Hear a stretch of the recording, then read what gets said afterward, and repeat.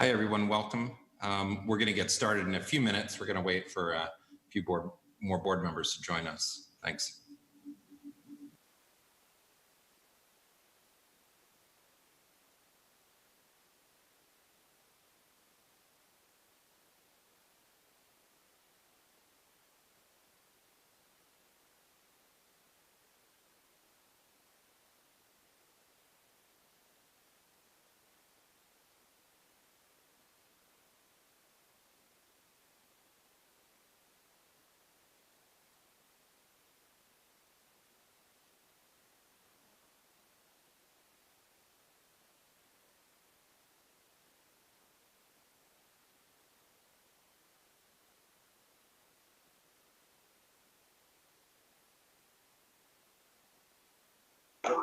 We're not quite at quorum yet, just almost.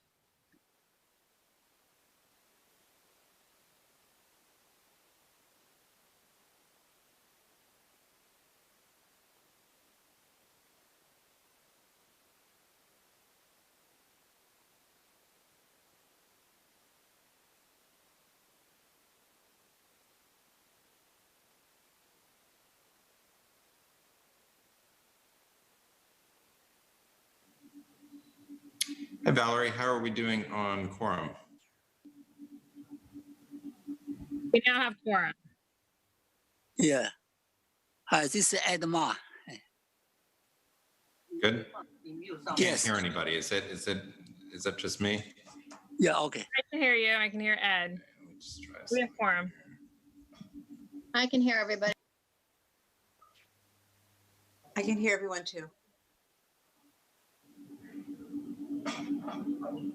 Okay, I think we're in good shape here.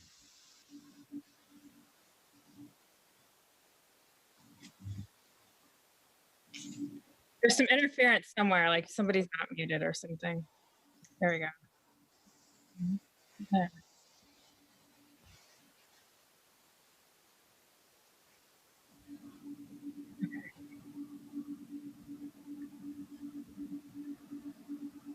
Can you all hear me? Okay. Yes. All right. Are we ready to do? Yes, welcome. This is our August Community Board Choose Full Board meeting. It's Thursday, August 20th. Valerie, do you want to start with attendance? Sure. Akila Asqui,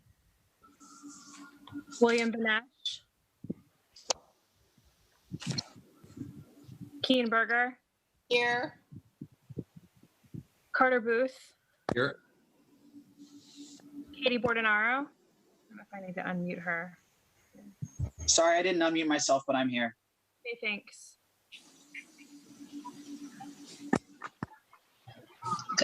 Nita Brandt, Amy Brenna, Here. Here. Stay on automatically for anything. It's an election. No, I'm sorry. Valerie? Valerie, it's Katie. Can you hear me now? hear you. Thank you, Katie. Here. I don't think Rich Cacapola, I think, is going to be late. Ritu Chaudhry, Coral Dawson, I'm here. Valerie De La Rosa, John Paul DeVerna, Doris Diether.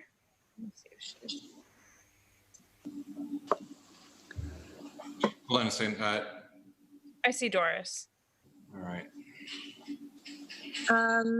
Bob Ely. Here.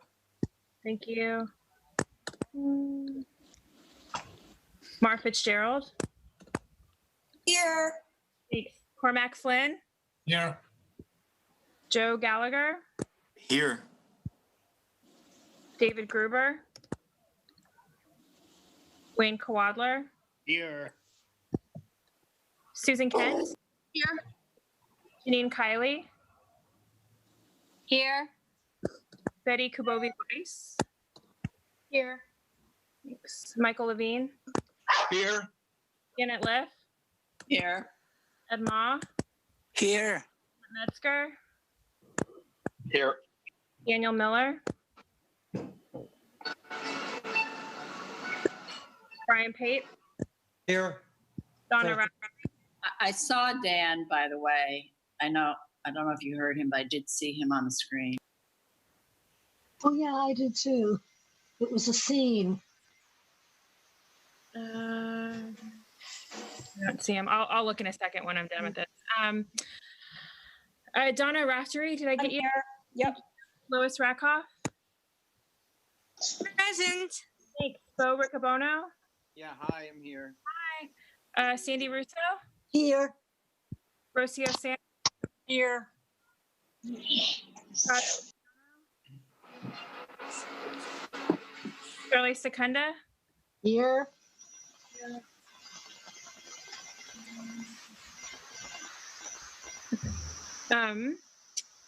Kristen Hey, Shea? Valerie. Hey, Dan. Yeah, I just got disconnected right at the roll call, so I'm back. No worries. I got you. Thank you. Kristen Shea? Frederica Siegel? Here. Georgia Silvera Siemens? Here. Shirley Smith? Dr. Shirley? Present. You. Chenault Spence? Here. Kathy Sullivan? Eugene Yu? Here. Susan Wittenberg? Here. Great. Anthony Wong? Here, present. Thanks. And Adam Zeldin? Here. Akila Asquith is here. Thank you, Akila. Great. And Scott Sartiano. Okay. Thank you. Is there anybody else whose name was not called? We're going to start with our public session. I think, Dan, you'd wanted me to run this, right? Okay. We have 3 public speakers. The virtual public speakers cards had to have been submitted in advance by 5 p.m. The first speaker that we have tonight is Zina Sawaget. I may be pronouncing that, for the Mayor's Office to End Domestic and Gender-Based Violence. If you could raise your hand. Oh, there you are. Zina, can you hear me?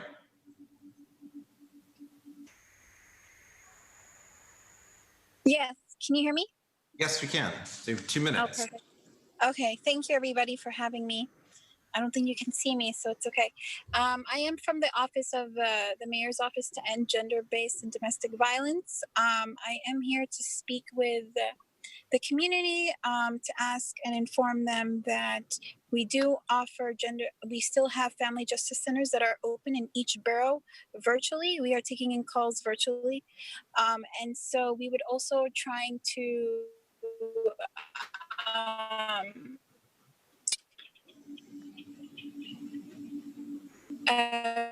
reach out to cosmetologists or salons to better educate anybody who does encounter a victim of gender-based or domestic violence.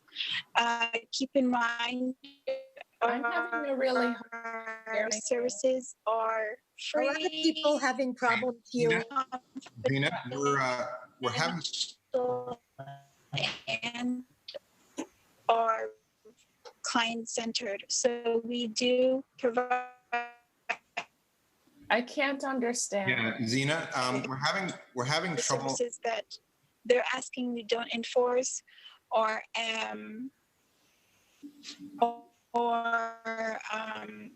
we don't enforce or change their decisions in what they would like to do. So I will put my contact information.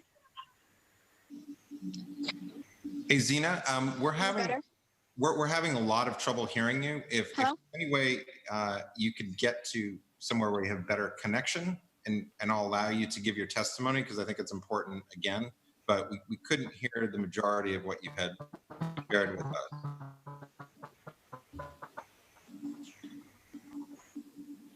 Zina, can you hear me? No, okay.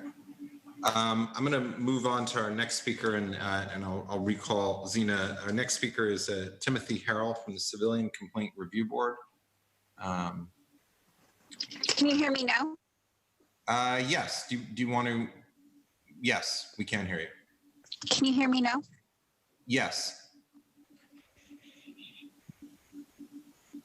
Okay, I'm going to just have Timothy go ahead and then give you a chance to get your connection there if you're able to improve it. Timothy. Yes. Good evening, Community Board 2. Thank you for allowing me this opportunity to speak. I'm going to make it very, very brief. You can My hear name me? is Timothy. Izina, if you could just hold on, we'll recall you when we're ready.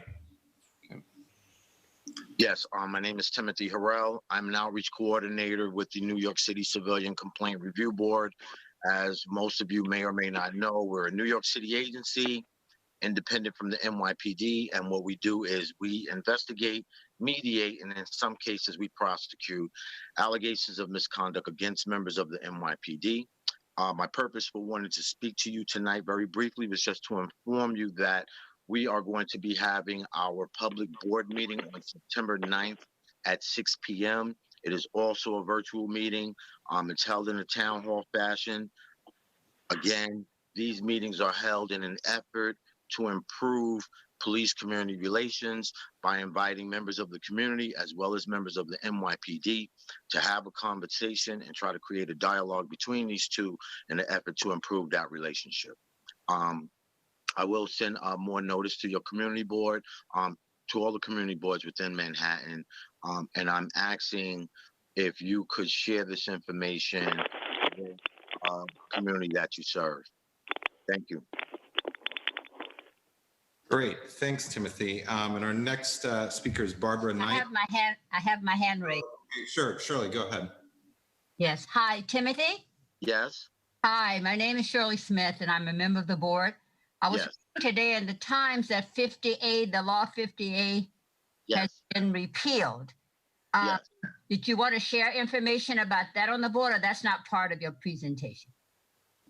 It really wasn't part of my presentation, but what you read was correct.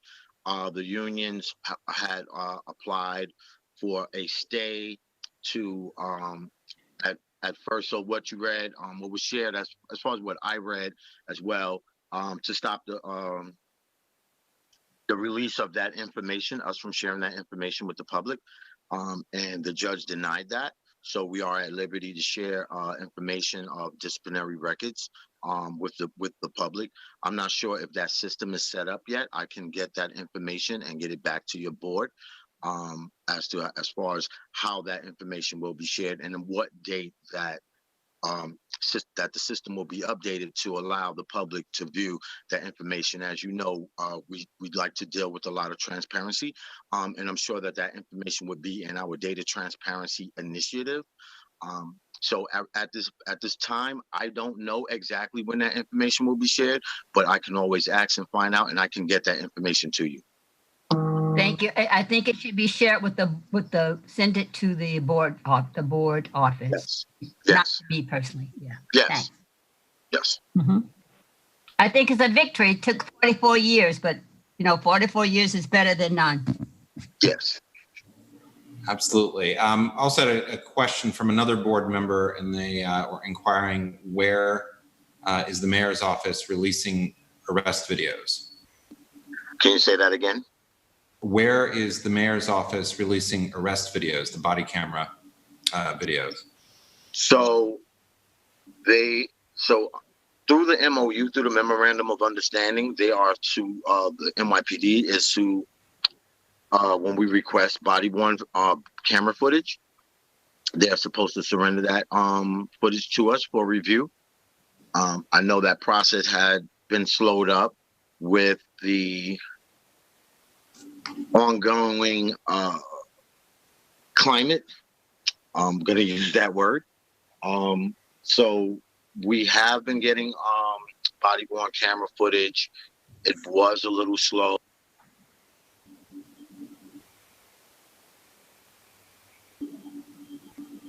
It. Let me say that I do not know about that. I know that NYPD has been submitting the video footage straight to our agency when we request it.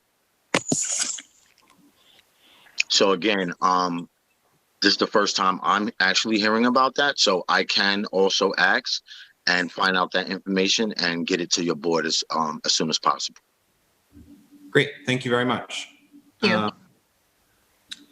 Now we're going to move on to our third speaker, and then we're going to come back to Zena. Zena, so I'll be calling on you after the next speaker is Barbara Knight from Save the Post Office Saturday event. Give me a second. I will allow you to speak.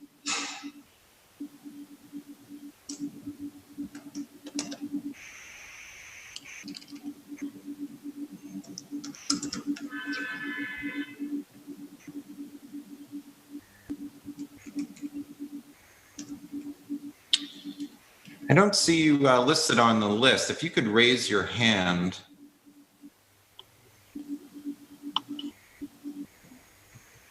Okay, I'm not seeing Barbara, so I'm going to go back to Zena. Zena?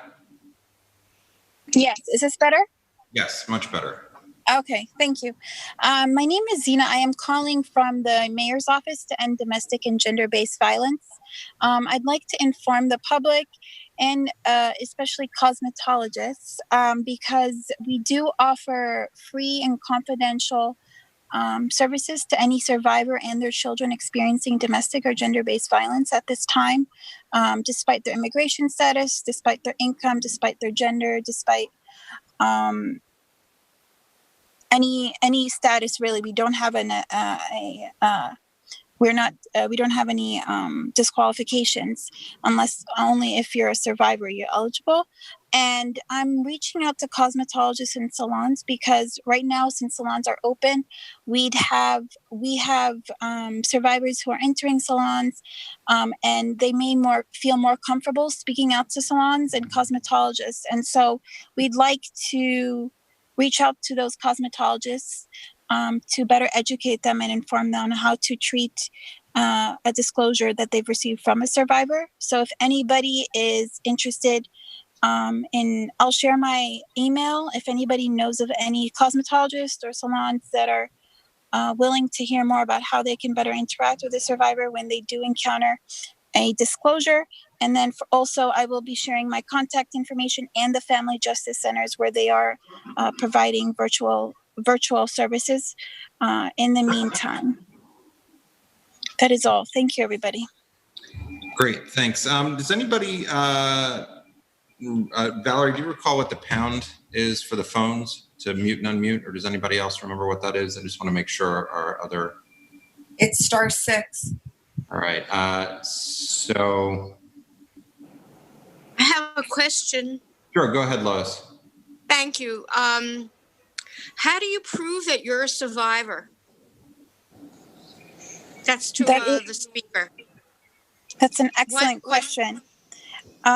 So you would first do an intake, and then through that they would do a series of questions to basically get your understanding of how you were treated, and then determine from there if it's a case of domestic or gender-based violence. So where would you go? The family. So you would contact the Family Justice Center within your borough. I will I'll put in that information for each borough in New York City. You would contact them, and then they would answer, and you could go from there. Okay. Do you need? You can, of course, documentation that you had violence with the police, with them, or domestic violence, or police violence. You're asking if you've encountered police violence, whether you're eligible. Yes. So I would have to delve in and ask more questions in terms of whether the police officer was anywhere, the relationship you had with a police officer, or if this was just a random incident. And then I would go from there. For example, if the police officer was your husband or was somewhat affiliated with you, that is considered a domestic violence situation. Yeah. Yes. Am I answering your question? That happened. Yes, thank you. You're welcome. And then also to note, our family justice centers are client-centered. So that means we won't enforce or push any client to do something they do not wish to do. For example, if a client does not wish to speak with an NYPD officer, we will not allow them or us speak to them as well on their behalf. Hello, Zena. Can you give us your hotline number for the gender violence? Yeah, I will put it in the. Do you want me to say it out loud or put it in the chat? Put it in the chat. You can share it in the chat. That's Chat. best. Okay, I'm gonna. Share that with Yeah, everyone. I'm gonna put the contact for each family justice center in each of the. Okay. All right. Thank you. Great. Thanks, Zena. Carter, my hand is raised. Oh, sure. Go ahead, Shirley. I had it raised and it was lowered by. I thought I had left it. I thought it was left from the last speaker, but go ahead. Sorry.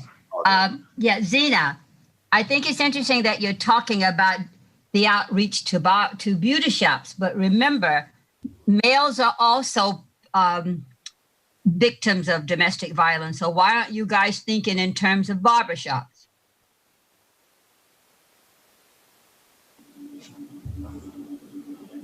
Is she still on the line? Let me just check.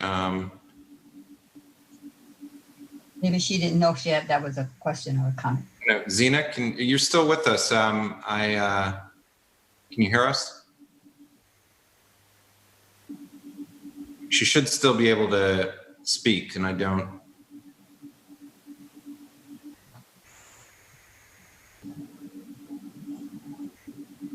Okay, I think we've lost Zena there. Okay, but that's a great question, Dr. Smith. Okay, and I'm going to go back to Barbara Knight. I still don't see you in our attendee list, and it's at *6 to raise your hand. Is that correct? If you are with us, if you press *6 on your phone, we might be able to see you. I don't see that we have any calling users. Okay, so that's going to conclude our public section of our meeting, and we're going to move on to the next section, which is adoption of the agenda. Everybody should have a copy of the agenda that was distributed by Bob Gormley, our district manager. Is there a motion to adopt the agenda? So moved. Second? Second. Okay, we're Second. going to adopt the agenda. And now we're going to move on to reports to the public. We're hoping that this will be abbreviated. This is an August meeting, but we're certainly happy to entertain any reports. And I believe that Bob has received some reports from elected officials that he'll be distributing. If there are any elected officials who would like to provide a report, if you guys could raise your hands, and I will promote you and allow you to speak. All right, I have Luke. I'll start with Luke. Luke, welcome. Hey everyone, Luke Wolf from City Comptroller Scott Stringer's office. I will keep this brief. I just want to talk a little bit about our small business plan we came out with. It's called our Save Main Street Initiative. And I do want to thank CB2 and Valerie and the Reopening Working Group. I was listening to those, and some of our ideas were definitely inspired by your conversation, so thank you for that. And our plan has 3 sections, really focused on Main Street businesses, small businesses, mom and pops throughout the city. And I'll briefly go through some of the main points, but there's 25 recommendations, so definitely invite you to take a deeper look yourself. So the first section is on supporting struggling businesses, and that includes things like providing tax credits to cover reopening costs, creating a New York City tech core to help small businesses adopt digital tools so they can transition to online, which is more important right now than ever, or allowing businesses to have a cure period. So instead of getting fined for violations right away, they have a period where they can address those, especially during this moment of transition. The second section is on supporting entrepreneurs and new businesses. So providing tax incentives to entrepreneurs in high vacancy areas, which CB2 has some of, or creating a re-entrepreneurship program so that if you're an entrepreneur and you had your business for many years and are trying to retire, instead of just giving up your business, you can actually sell it to an inspiring entrepreneur. We want to create a sort of network and marketplace for that. And the third section is on building stronger neighborhoods. So one part of that would be how can we return more of our streetscape to communities like we did successfully with the restaurant program? How can we expand that to other cultural activities, retail, or really other sort of community uses? And also, how can we be creative with vacant space? We think that the pandemic will unfortunately to more vacant space throughout our streetscape. So how can we use that and repurpose that for community use to make sure that on the landlord side, they're getting some revenue, and on the community side, they're getting more benefit, and that's not empty space on their streetscape. So those are just some of the ideas that we're working with, and hopefully the city will adopt, but would love for you to take more of a look, and happy to get any feedback on that as well. Great. Thanks, Luke. William, I have a question. Thanks, Luke. Is that available online? Can you send a link to that or send it around somehow? Yes, I will drop that in the chat now. Thanks. Great. Rocio? Thank you so much for presenting to our board today. Luke, we all appreciate this. I have a question. Does Scott Stringer consider small mom and pop businesses to be benefited by this? I think that I don't know how directly it's addressed, but I think that some of this definitely would benefit small landlords. So something like using vacant spaces creatively. We think it's for the benefit of everyone if, for example, the city was able to take some of those spaces and instead of having them stay vacant, pay the landlord for some sort of community use for it. So I don't know if this directly addresses all of small landlords' concerns, but there's definitely some proposals in here which we think would benefit small landlords as well. Okay, thank you. You're welcome. Okay, any other questions? Okay, thanks, Luke. And we're going to move now to Ivy Rosado from Councilmember Carlina Rivera's office. Second here. Ivy? Hi, my name is Ivy. I'm from Councilman Carlina Rivera's office. I just have one really quick update. Wanted to let everybody know that we're going to get a new green market at Astor Place. So it is next Tuesday, August 25th at 11 a.m. Carlina will be there along with Village Alliance, for NYC, and other members to have a ribbon cutting for a new green market, which is located on East 8th Street in Lafayette. So moving forward, the market's going to be open every Tuesday from now, August 11th up into November 24th. And the market hours are going to be from 8 a.m. to 5 p.m. So we're really excited to have a new resource for fresh fruit and vegetables in our district. And in addition, our office has been collecting requests from community groups that are in need of PPE. So if you know of any groups that are still looking for masks, gloves, sanitizers, please let our office know, and I will put our office email down in the chat box so you can send it over to us. That's it. Great. Thanks, Ivy. I don't see any questions from board members, so thank you. And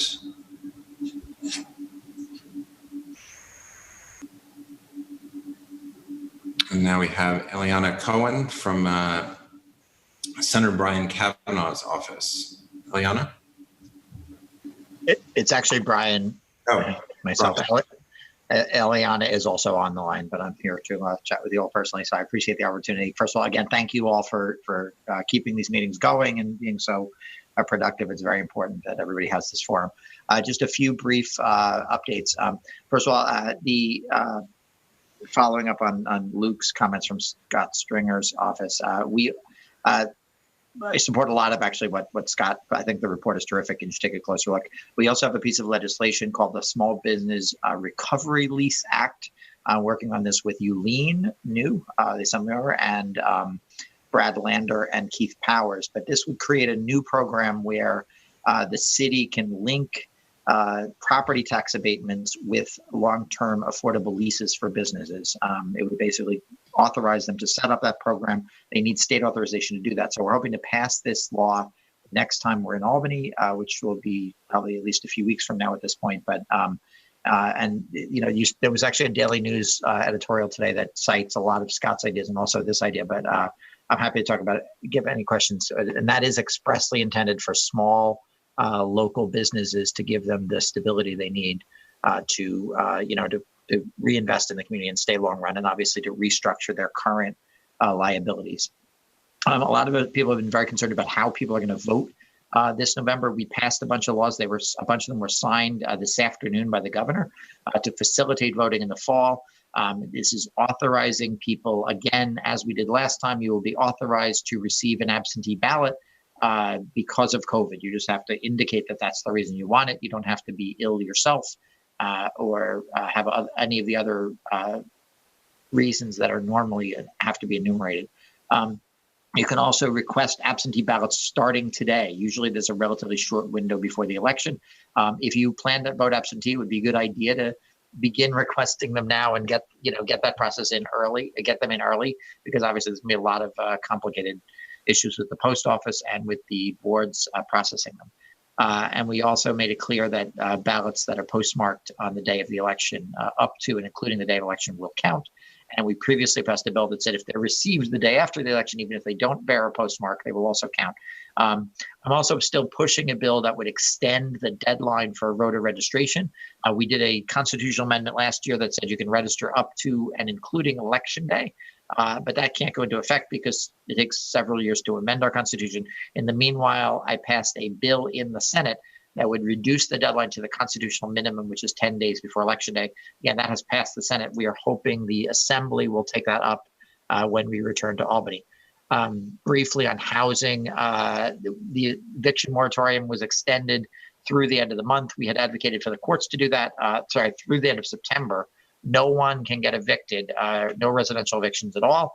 You can call our office or any of your colleagues or the city tenant helpline if anybody listening is having is being pushed toward eviction. There is some limited reopening of the courts themselves to begin processing cases. And on that note, we are having a joint hearing of the Judiciary, Housing, and Codes Committees tomorrow, co-chaired by Brad Hoylman, the chair of the Judiciary Committee, and myself as Housing, and Jamal Bailey at Codes, to review all of the issues related to courts reopening, both the safety of that and also the various implications of that in terms of how criminal and civil matters are processed. And certainly, I think evictions and foreclosures will be a big part of that. Since we last met, the Emergency Rent Relief Act program application has been closed. This is a limited program intended to pay the rent of low-income people. The HCR, the State Housing Agency, received about 90,000 applications for that. They are processing them. And that is, again, a limited program, but an important first step that will pay people's rent from April, May, June, and July if they are low income and lost their income due to COVID. We're still pushing for a much larger approach that will require federal funding. It's a huge problem that the federal government has allowed the pandemic unemployment assistance to lapse as of July 31st. That'll exacerbate all kinds of problems, including the inability of people to pay rent.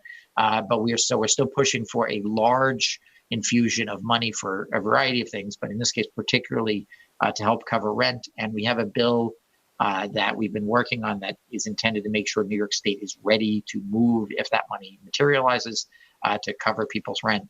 And that's been pending for a while, and we've been discussing it with the executive branch and with the assembly and with all kinds of other stakeholders to get it ready to go. And it's called, we call it CRAP, the COVID Emergency Relief, COVID Emergency Rent Assistance Program. I think that I have a couple other things I could probably cover, but obviously we're all focused on what's going to happen with schools, and I think still giving and receiving input about how that's going to work as that reopens. But we're hoping to make sure that that is safe and that the schools are ready to accommodate all of the students and the families and the school personnel that have to be involved in that. I think I'll stop there. I'm happy to take questions or comments.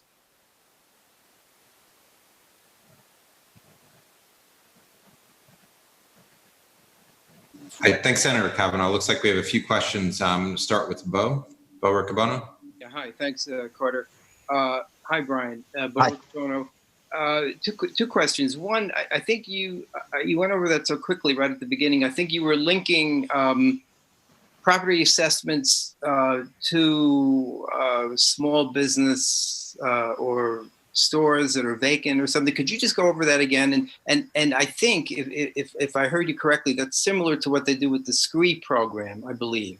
It's actually an interesting analogy. Yeah, it is somewhat similar to SCREE. It basically would say that this is a program that we would authorize it at the state level with some basic parameters. The city would have the ability to refine it and put additional parameters. But basically, if you're a property owner and you are willing to negotiate an affordable lease over the long term with 10 years of affordability, including restructuring any current outstanding arrears on that property with that tenant, you would get the benefit of a tax break, a tax abatement that would extend for whatever period the city chooses to extend it. They could do it all 10 years, or they could front load it because some landlords are having real trouble paying taxes now. And again, the lease would have to, that's in a nutshell, that's it. The city could put a maximum, how much they're willing and able to spend on this program. If they chose to, they could say, we're going to forego, $100 million or $500 million or $1 billion in taxes in this manner. And they could set other parameters on it. But the goal now is to get the thing authorized. We're not likely to be in session throughout the fall. So the goal is to get it authorized through this piece of legislation that's introduced and ready to go. And again, we've worked closely with Brad Lander and Keith Powers on this at the council level. And we're getting, we've been speaking with the city and with the speaker's office as well, the city council speaker's office as well, to try to get the program up and running. Yeah, well, obviously the devil is in the details as usual, but it sounds like a good idea.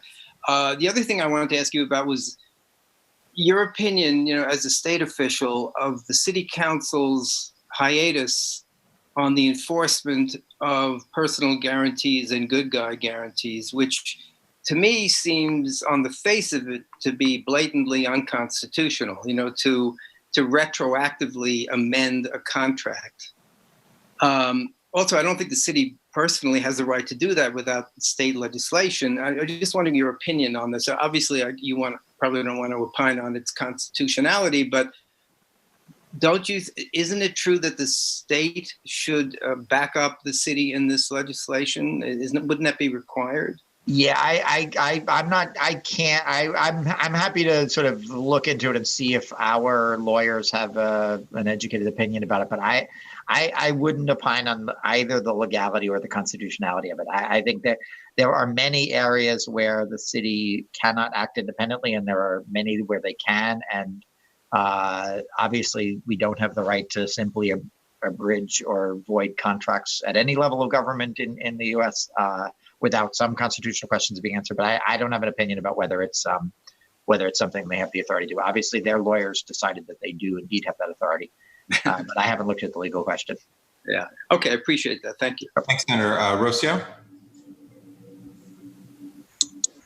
Thank you so much for taking my questions. I have two questions. One is backing up what Bo Riccobono mentioned regarding the commercial leases, the abatement of taxes. The devil is in the details. And I am very hesitant to go along with any kind of program. I, as a small property owner, mom and pop real estate owner, I'm afraid technically to go with any government program such as this, because the city has been known, the state has been known to change the rules of the game as it starts with certain rules. And when the end is coming, all of a sudden they change the rules. And I'll give you an example. For instance, the rent stabilization has to do the counting, the vacancy rates. And it's supposed to be done this year with the census. But all of a sudden, they decided they're going to change it because it's not convenient to know how many vacant apartments. And there are many, many, many, many vacant apartments. And they don't want anyone to know how many are there, because then the rent regulations would not be in effect anymore, because rent regulations exist because of the emergency of too few apartments for people to rent. If the vacancy goes above 5%, then rent regulations go out the window. And of course, they don't want that because there are too many rent regulated. It's a political game.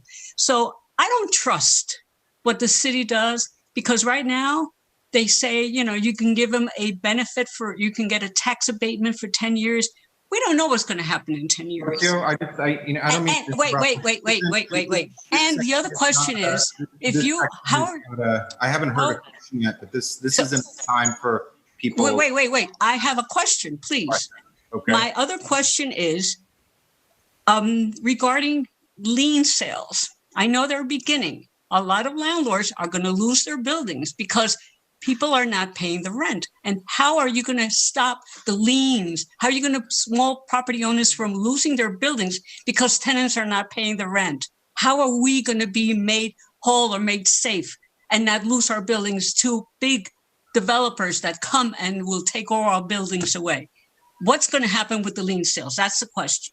Okay, and I'll try to address the points quickly. First of all, we are going to structure this so that it is state authorized. It would require a change in state law for the city to alter the terms of the program, and it does expire in it expires after the period during which the affordability is required. So it's not an unlimited authority of the city, but obviously you'll have to decide whether the terms are sufficient. It would also be entirely voluntary by both landlords and tenants to participate. Just a point of information, the proposal to change the timing of the housing vacancy survey, I understand why you might be thinking that that was for a particular purpose at this moment in our history. It was proposed last year, and the reason for that is that the staff, that report has been done for many years now by the Census Bureau. Basically, it's been done under contract with the Census Bureau. So about every 20 years or so, it's due during the year when the census is being done, and they don't have the capacity to do it. So I actually passed a bill last year that would have extended that period long before the heightened levels of vacancy were an issue this year. It's really, there's not a sort of dark conspiracy there, although I do agree with you that it'd be interesting to see the data this year. But we've been working on it for a long time, and it's purely logistical, I promise you. On the lien sales, there is concern. I think we want to distinguish. There's a piece of legislation pending that would basically put a moratorium on lien sales. It's sponsored by Senator Leroy Comrie. We want to make sure that there are some cases where lien sales really are a mechanism to get the building out of a kind of insecure status where a landlord really has been neglecting the building and not paying the taxes. So sometimes they play a productive purpose of transferring ownership to a responsible party. We want to, I think there's a goal of making sure we permit that to continue. But I think a lot of us, including myself, have sympathy with landlords who haven't been able to pay because they're not receiving the rent and they're having trouble with their taxes. We granted a blanket authority for the city to restructure taxes in that circumstance, to lower them or delay them. But I also think it's fair to say that if we're not evicting people, you probably also shouldn't be having people's buildings taken away from them during this very difficult time if they're otherwise being responsible. So I will be working on that. And again, it's Senator Comrie has a bill. You might want to take a look. Thank you so much. My pleasure. William Benish. Thanks, Senator, for speaking. My question is just in regards to the definition of a recovery lease. How exactly is that going to be defined? And is there going to be some agency that's going to have to certify it? So is it going to be like if you do a discount of X% on the existing lease, do you have to get beyond a threshold? Is there the possibility to do percentage leases as perhaps a component of a newly restructured lease? Have you just thought about kind of exactly how that's going to be defined? We've done a lot of thinking, but haven't come to conclusions on that. So what we said is this: we laid out the basic parameters that the city can work with, and they can't go beyond. But we've had conversations with economists, with chambers of commerce. There was a release on this that lists some of the people we've been working with as well. But we're open to input. And again, the primary place where the details of this will be worked out is at the city level. We're not mandating they do this in a particular way. But yeah, they will have to define what makes it affordable, and they'll have to define how you calculate how big a tax break you get and for what period. The minimum parameters are the affordability must extend for 10 years or more. And the tax abatement can go no more than 10 years. And there is some assumption that they might front load the tax abatement because people have a real need for, people are having trouble paying taxes right now. And as an inducement to get people involved in the program to overcome the skepticism of Ms. Sands and others. But it's going to be a voluntary program, and we're going to design it. The goal is to design it in such a way that business people who are trying to do the right thing will have some incentives to do that and work with their tenants, both on the property owner side and the tenant side. Great, thanks. I've got two more questions, or it looks like three. I have Keen Berger, Sandy Russo, and Chenault Spence. So Keen? Right. Hi, Brian. Thanks a lot for coming. And on schools, I'm glad you mentioned it, but you should look at the resolution that I believe the community board is going to pass tonight, that the schools committee got together. We don't want the schools to be open. I certainly don't, until they're really safe. And a lot of our schools, the ventilation system is a mess. So both the teachers and the children need safe schools. And just please, do what you can to make sure that we don't open precipitously. Yeah, we are. I appreciate that, and we are focusing on it, and it's going to be challenging. I think Gail Brewer is on. I think she may have some opinions about this as well. The city's plan does need to be approved by the governor's office, and I think a lot of people are going to be scrutinizing very closely. I know a lot of the private schools have made the decision that they're not opening at the beginning of the year. They're going to delay and see how it looks in late September, October. And so, again, we're looking at it closely. We're hearing from all sides. It is optional from the perspective of families, but obviously, it's going to be where I am very, I wanted to keep it short because there's a lot of speakers, but I mentioned it because I recognize it's a very thorny issue with a lot of very strong opinions and a lot at stake. So we really do want to get it right, and we are paying attention. So I appreciate your right. And we'll take a look at It should not be up to the individual parents to try to figure out for their individual kids. Right, I get it. That is pushing it way down.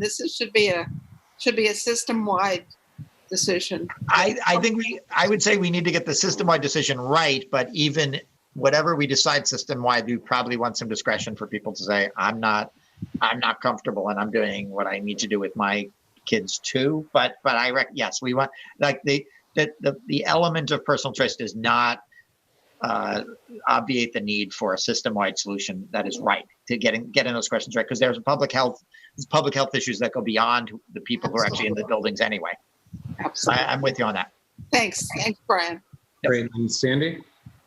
I filled out a request for an absentee ballot today, and you do it online. But for New York State, you could not choose that you're requesting this ballot because of COVID considerations. What time did you do that? Mid-morning. Okay, the governor this afternoon signed the bill effective immediately. That should allow, I don't know if I suspect the Board of Elections at 7:18 p.m. has not updated it. They are supposed to promptly update it. So that was the rule in the primary. That was a special rule for the primary. It was only signed into law literally 3 or 4 hours ago. So as by tomorrow morning, if they're doing their job, you should be able to check that. Okay, thanks. Yep. Great, thanks. And had Chenault? A question in relationship to a prior question, but less drastic or less traumatic than something like a lien sale or being brought to bear for not having paid the tax or whatever it is. A situation where one has in good faith negotiated new rents, they're simply not sufficient to cover expenses in the way that they were before. Is there something that can sort of short circuit a problem? Yeah, so we were trying to be respectful in Albany of home rule on taxes. So we passed a bill, and I was instrumental in making sure this happened. We passed a bill that allows every taxing jurisdiction in New York broad discretion to reduce taxes, to delay taxes, to waive penalties, to do all those things at their discretion in response to COVID. We did not mandate that the city do that because a lot of the revenue that they get from the property tax system is the revenue that is necessary for them to provide the basic services. And we would have been very upset if the federal government unilaterally altered our tax structure. So we decided not to do that. But the city has a lot of discretion to do that. The bill that I was talking about before is exactly designed to facilitate that kind of situation. You're trying to do the right thing. You recognize the tenants don't have money. You're willing to do affordability. You would have to have some longer term affordability element to participate in that particular program. But we're hoping that the city will be willing to put real resources behind that and make the benefits generous enough to incentivize property owners to take the deal. And I will just note that high unaffordability of storefronts to small businesses that we really care deeply about in our communities is not a new issue in COVID. It's been exacerbated very severely by COVID, but this is a long-term question. And we are hoping that there's a mechanism. And somebody said, SCREE, which is the senior citizen rent increase exemption for residential tenants, was a new idea at some point. Now it's become a staple of keeping people in their homes over the long term. We're hoping that this kind of thing will catch on and become a normal approach, because there's a lot of public interest in making sure businesses continue to thrive in our communities. Yep. Thanks. And one last question before we move on from Janine Kylie. Hi, Senator Kavanaugh. I just want to push another educational point, which is also in a resolution tonight. We can't hear you. No matter what happens with schools reopening, whether it's anywhere from 3 to 5 days a week, and I'm not working. I'm going to turn off my. Does it sound better if I turn off my video? Yes. Yes. Okay, great. So whatever happens with schools reopening, students will be learning remotely anywhere from 3 to 5 days a week. And I feel that 99% of the education conversation is about open and don't reopen. And that's important. That's a safety conversation. But what I don't want to go away is the critical need to have high quality remote learning. This means synchronous instruction, small group instruction, connections daily with teachers, not self-guided, downloaded, boring worksheets. This really needs to be robust, and there cannot be minimums. There need to be minimums at least that each teacher provides. And I know that as a state official, you don't have a ton of power over this, but this is a matter of money, and this is a matter of pushing back on all the different entities that want to limit the quality of the remote learning. Right. It's a good point. And it's important. And I would add, there are specific issues for students with special needs that have been very difficult to address remotely. And there are a lot of we have been paying attention to those issues as well. I will notice it is very much the state's role to make sure the schools are properly funded. Obviously, the city has responsibility for that. I will just note that the federal government, again, is discussing what to do now. And the governor's office is estimating a potential 20% reduction in funding for big school districts in the state if we don't get federal relief. So, which is going to make it very, very, very difficult. We're pushing back on that, and the legislature will certainly push on back, but it'll make it very, very difficult to do any of this properly if the schools are all also seeing funding reductions at a time when they actually need more funding to accommodate the multiple ways people are learning. So it is a big fight. To the extent you're talking anybody involved in the federal government, I'm not sending you to lobby your congressman next necessarily is very good on this, but it really is important that we make sure the funding is available. And unlike the federal government, the state cannot run the kind of massive deficit spending that you can do in a crisis like this that the feds can. So we are looking at revenue enhancements and taxes and all that, but we do need the feds to really step up to make sure that education is made whole along with so many other things. All right, I had already called last questions, but I see three more board members have their hands up. If you have a one sentence question, and Senator Kavanaugh. Try to be quick. Yeah. Yeah, I know a number of people would like to watch some of the speeches tonight. Georgia? It wasn't a question actually, but maybe I'll make it into a question. It's just supporting what Janine just said and really pushing why can't our elected officials demand that all teachers in all classrooms in all grades in a school follow a standard in terms of live small group teaching. My kids last year, one in kindergarten. Can you just keep a brief question because we really need to. Well, that was my question.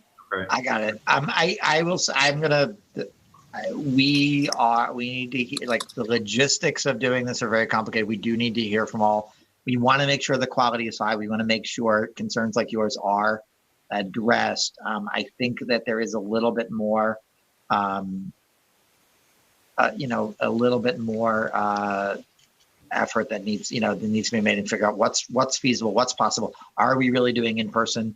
What does it look like? So we're paying attention. I'm not yet ready to make specific demands. I will look at your resolution tonight, and that will certainly influence the way we think about this.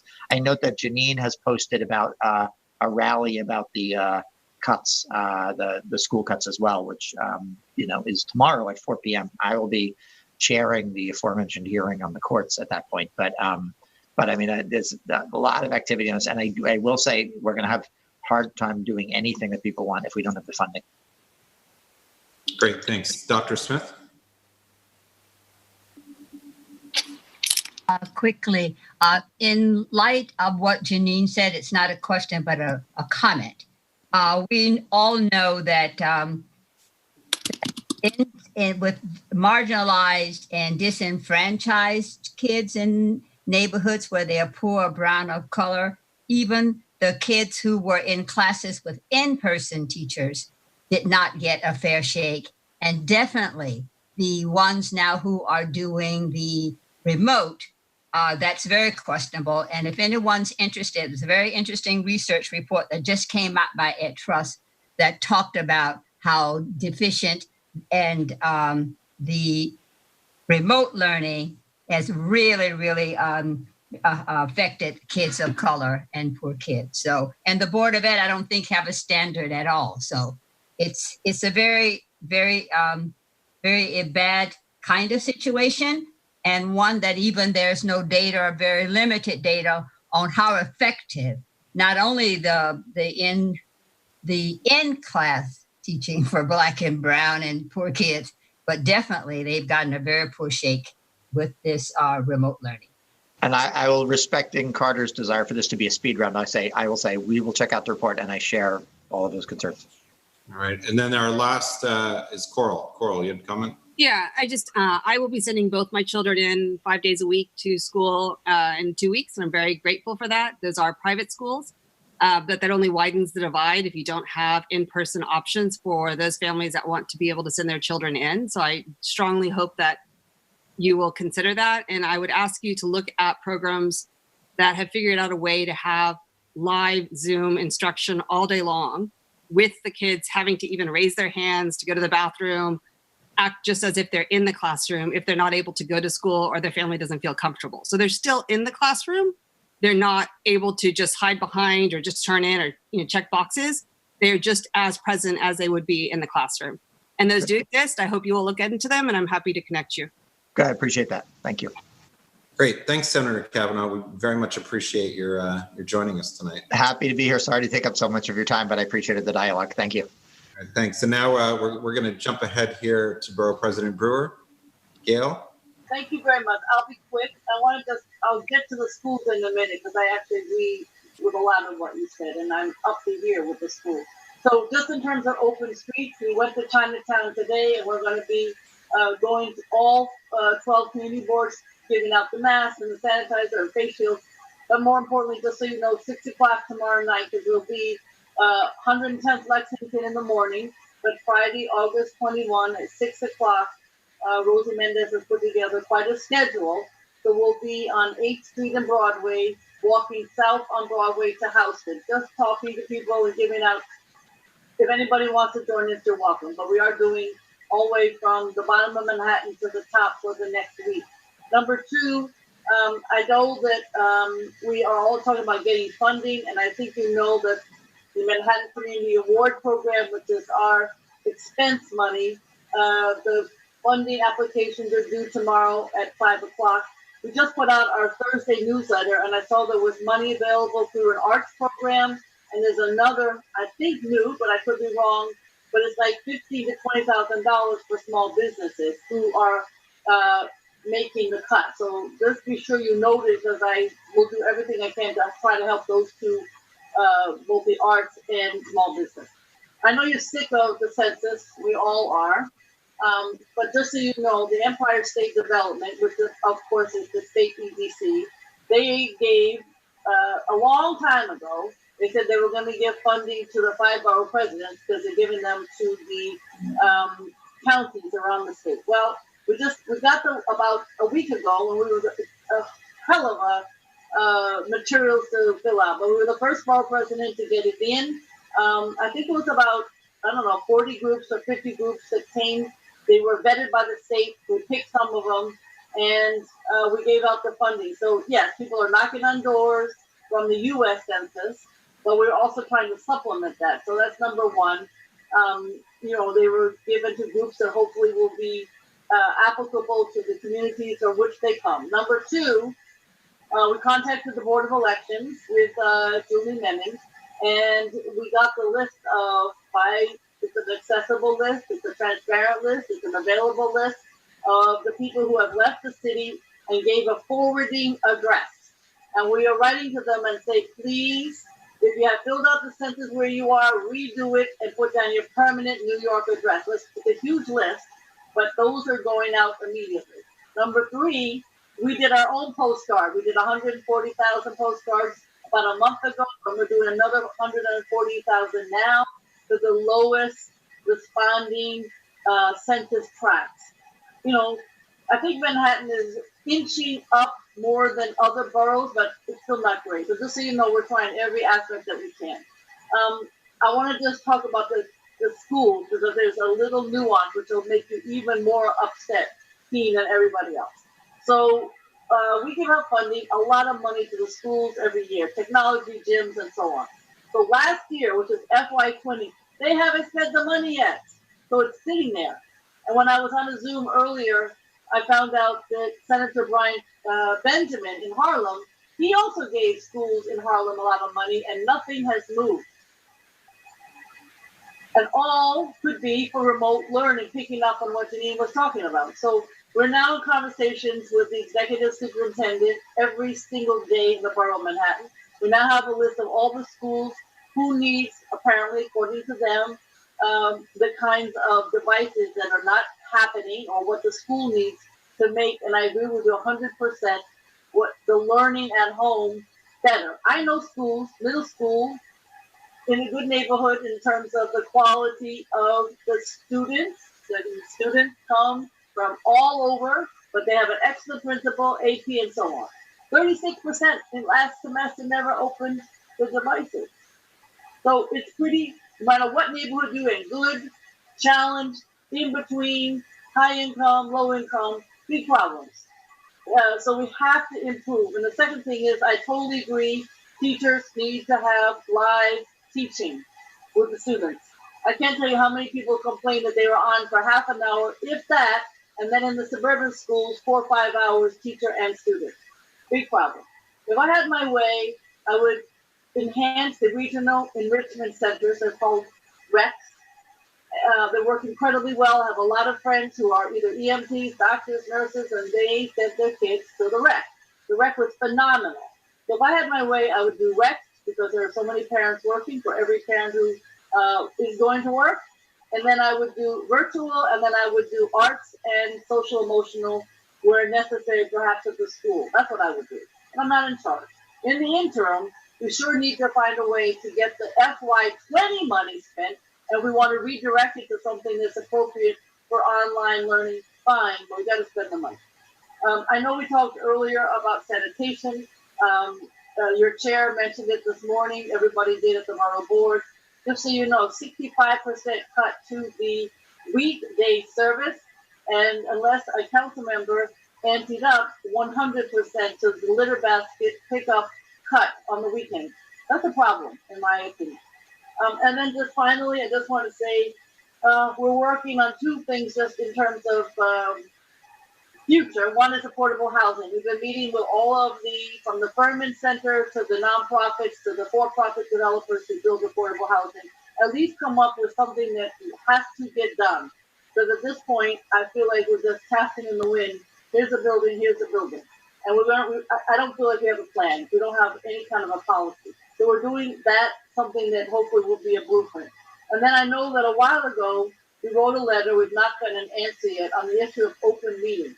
I heard this morning at the borough board, and I'm sure you know this, that some of the boards have purchased what I would consider sophisticated equipment to be able to, into the future, have these kinds of conversations, even maybe more so than the Zoom. Long story short, we're going to have some virtual and some in person in terms of the community boards or other organizations. We have to change the open meeting law, and I think Carter knows better than I about why. But just let you know, we haven't got an answer on that, but I have heard constantly from people who actually like to be able to participate in a different way.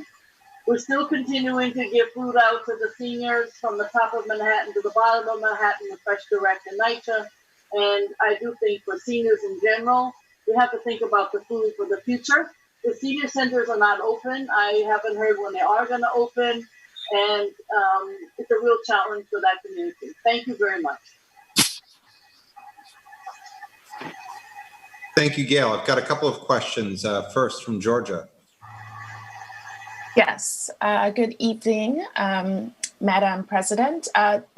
When you were here last month, you said you were going to be speaking with principals in the borough to sort of assess where they are in terms of outdoor learning. And so I'm curious if you had that conversation and what you heard. And the reason I'm asking, well, there are many reasons, but one of which is the school in my neighborhood. They're really focusing on open streets to use for drop-off and pickup, and are sort of hesitant to use open streets for outdoor learning and play because of this DOE position that students need to be in the classroom for the 5 hours of instruction if they're in school. Thank you. Okay, well, very quickly, a couple of issues. Again, we were on today with the and Carter was the executive superintendent, and I'd heard this previously. The agencies don't coordinate well, as you know. So in terms of the open street, even before you get to outdoor learning, a lot of schools want to close those streets. But DOE has said, oh, we won't tell you till October 21. Well, that's not helpful. And so even I must have 20 schools who are saying, please help us get our streets open. So I'm just saying that's one issue right there to try to deal with much sooner than October 21. The second issue is we are having trouble with DOE, to be honest with you. The Brooklyn council members are trying also to get them to agree if a school wants to, not everybody has the place or the interest, to be able to get tents. So I can't say we've been trying. I can't say I have been extremely successful. We're going to keep trying. But if your school needs help on something, let me know and I can try to do case by case. Thank you. Great, thanks. Dr. Smith? Good evening, Gail. How are you? Good to see you. I'm well, thank you. Yes. I'd like to talk, if you want, later offline with you about this funding that Brian gave to Harlem, to the school districts. Is there some way that you and I can talk, or you can put me in touch? I'll put my info. Information? Yeah. Huh? It's the same funding. It's just state that we give. We give money for, like I said, capital money for technology, gyms, bathrooms, the roof, everything. And that's the money that's stuck. It's not like expense money for program. It's money for, I would call it bricks and mortar, but technology comes under that. But I'll put my information in the chat. Thanks. Thanks. Bo Riccobono? Hi, Gail. Bo Riccobono. Hi. I'm just wondering if you felt it would be more productive and efficient all around if the Department of Ed just stopped the fiction that they will open schools and admit that they won't, because you and I think, know that they won't, and spend some time trying to improve the quality of the remote education, because it wasn't good in this last few months, and we really need to improve it. Everybody agrees with that. And I think all this time spent on this nonsense, they're not going to open the schools. We know that. So let's change our focus. But you feel a little upset because when people tell you who are administrators at the Department of Education offline that they wish that DOE had spent months and months working on the virtual, which is what you just said, and did that during this time period, then you know what you just said is correct. But they didn't. And so we're in as somebody, I think Denise said earlier, we're in a really horrible academic. That's what I'm concerned about. I can talk about the learning centers or learning labs. Those are the quote unquote daycare. So I go visiting, you know me. Oh, this looks interesting. I stop in. And it turns out a program has been selected, a nonprofit, is a learning lab, which is the off-day location for students. If you can't be home, this is, according to the mayor, 100,000 people, a place to go. So I'm thinking, what is a learning lab? What is childcare? So I go, and it's a fabulous nonprofit. They're used to doing after school and weekends, where they have been selected. But they don't know which students are coming. They don't know what grades are coming. And if it's like, I'm making this up, they work in 2 schools. So if the students from those schools came, they could work on the academics because they know the teachers. But if 10 schools come, there's no way you'll know the teachers. And so the kids will not be able to get caught up on academics. I'll leave it at that, because I get too upset. Yeah, I get it. Thank you very much. Okay, and then one last question from Scott Sartiano. Hi, Board President Brewer. Thanks for your time. Yeah, I just want to know, when are we going to be able to open restaurants? You know, today I could go to Home Depot and buy enough stuff to build a kitchen. My wife can go to Zara and buy a mess. Kids are going to go to school. What more needs to be done so that people can eat in restaurants? You know, we literally and figuratively feed people in New York City, and we are all going out of business. What's happening? I'm on the Governor's Recovery Task Force. It comes up at every meeting.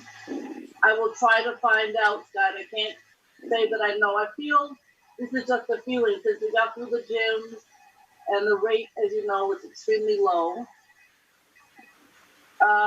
It feels like it's going to happen soon, but I don't know. It's a really, really hard on restaurants. I'm aware of that.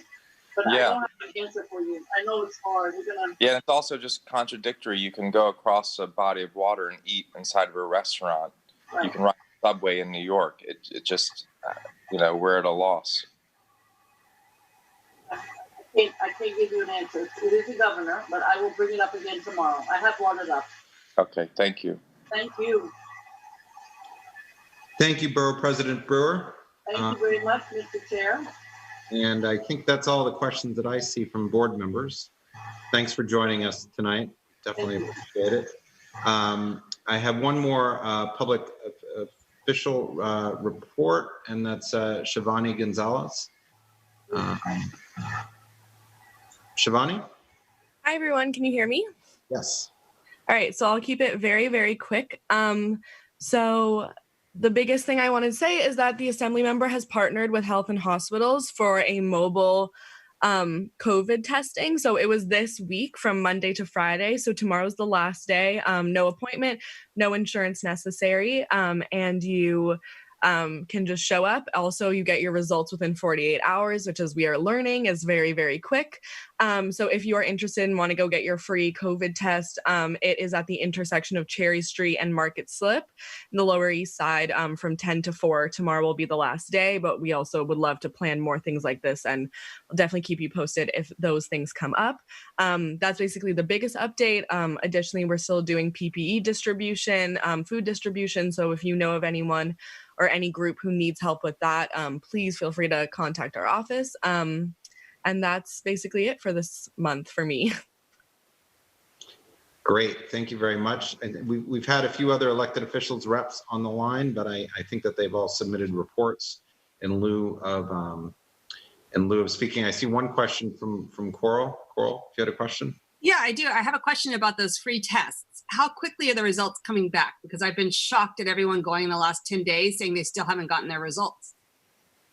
Yeah, I mean, it's definitely a massive problem. I myself got tested at a city MD, I think, and results took, 18 days, which at that point, they're just not helpful anymore. But the reason that we really were happy to partner with Health and Hospitals for this is that they are guaranteeing results within 48 hours. And of our staff who's gone and people we know who've gone, that has remained true. They've gotten their test results within 48 hours of the test being done. But that includes the Go Health centers, right? Because that's health and hospitals.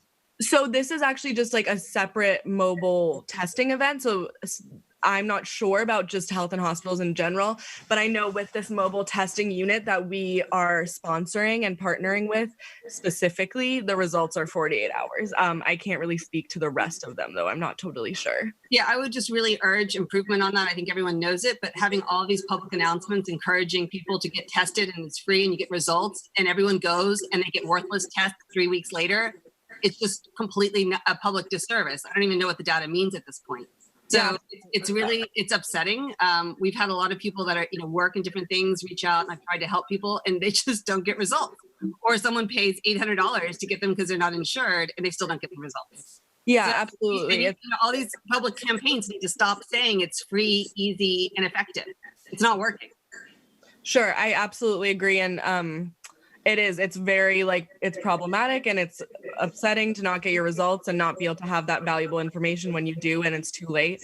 And I definitely agree. And so that's why we were really happy to work with this mobile testing unit specifically to be able to have those very quick results. And hopefully that'll become the trend within New York very, very soon in general. And hopefully that our office will be able to host more testing sites like this where they are able to have that really quick turnaround. But yeah, so tomorrow's, if you want those fast results, if you want to refer anyone, the last day is tomorrow from 10 to 4 at Cherry Street and Market Slip. I will. And it's been really great and easy and quick. So yeah. Okay, thanks, Carl. One other or two more questions. Georgia, you had a question?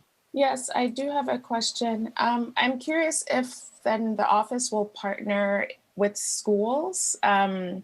The DOE is saying, or I guess the UFT is saying that teachers and students must be tested before they enter school buildings.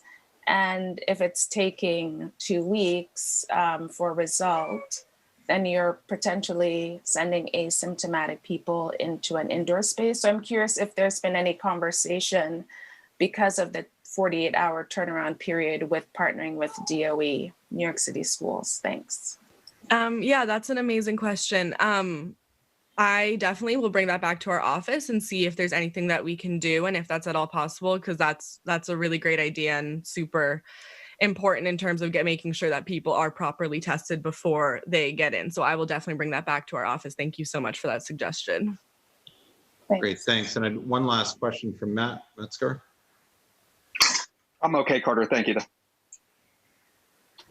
Okay. Thanks, Matt. I don't see any other questions. Shivani, thank you very much. Thank you, guys. Okay, and I think that's all the elected officials that we had. 1 second here. That we had that we're going to provide the reports. We're going to move on to the chair's report. As we distributed to everybody, really sad that one of our board members, Tom Connor, had passed away this month. It was very sad news. Tom was an incredibly strong advocate for senior issues and always spoke from his heart. We as board members, we've all had an opportunity to hear him speak very eloquently on a lot of different issues that he felt very strongly about. I wanted to have a moment of silence just to acknowledge him for a few seconds.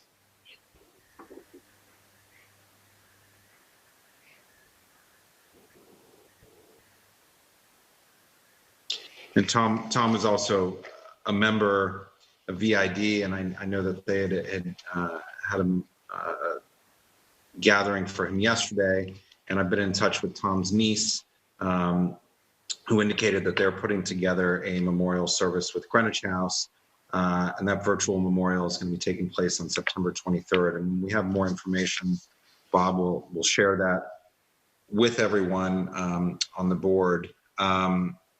As far as I'm going to keep the rest of the report very brief. One of the things, as you heard, the DSNY, the trash bin pickup has been curtailed quite a bit. One of the ways that we can really make some sort of an impact on there is encouraging people not to put household trash in the corner bins. I mean, I know this sounds fairly simplistic, but it really keeps the bins from overflowing. And that's something that definitely a big issue. And while seemingly simple, it's something, if you see any of your neighbors, if you could encourage them not to do that. Issues of homelessness have obviously been on the rise. I believe that Susanna Ahrens is going to be addressing that with our social services meeting next month. And we also had a committee meeting for the reopening working group, the Restarting Together Universities, that went very well. NYU and the new school walked us through their plans for welcoming students back to campus, and that was of note for our local businesses and our community. And next month, they're going to be inviting museums and cultural institutions to join us and share with us how their reopenings are going and what the status on that. For the most part, open restaurants is going very well. I think most of you have seen that in our community. There are a couple of new streets that are going to be participating this weekend. We have Spring Street in Little Italy, or Nolita. I know a lot of you still refer to that as Little Italy, and the same portion of Elizabeth Street between Spring and Houston. We do still have a few issues that are actually in that area that we've heard of, as far as the sanitation trucks and fire trucks being able to navigate when they're seating on the roadbed on both sides of the street. I think I'm going to keep it at that. One last note: one of our biggest fans who joins us on most of our meetings from the public side, Pete Davies. It's his birthday today, so I just wanted to wish him a happy birthday. With that, I'm going to move on to District Manager's report. Bob. First, I just want to say that I'll be out of town the next couple of days, so Josh will send out the information regarding the virtual memorial for Tom. I just sent all the board members an email which contains more information about my report. I wanted to keep mine very brief because I know we all want to get home today. The first item just had to do with permits from the Parks Department, or rather the Parks Department is not issuing permits for their fields or their courts. And again, if you want more information, it's in the email. Secondly, I was just going to talk a little bit about the Hudson Park Library. It's one of the 30 libraries in Manhattan that's open for grab and go. I sent a link to the library's information. And the email also included a report from Assembly Member Yulene New. And that's it, except for happy birthday, Pete. Thank you. I see one hand up. Coral, did you have a question? More, I thought that this decline in sanitation services is doing a disservice to the restaurants that are having to operate outside, because you have lots of pileups, at least in Soho, right next to the tables and chairs that are set up, and the restaurants can't move it because it's residential trash too. So the service cutbacks at this point are not in the residential pickups; they're in the corner bins, the trash bins. It's the one pickup a day. I've just noticed it a lot this past week. There's a lot more trash in Soho. A lot more. I don't think that the residential pickups have changed. So maybe it's people who are returning back to the city. So it's hard for the restaurants are grumbling about it because they have like all the stinky trash right next to the tables. So it's just something to note. Yeah, Bob, maybe you can follow up with our local garage, and that's an interesting question. With that, we are going to move on to our business session. We're going to begin that with the approval of the July minutes. Bob had distributed the July minutes to the board. Has everybody had a chance to review those minutes? Is there any objection to approving those minutes? Or motion to approve them? So moved. Second. Okay, great.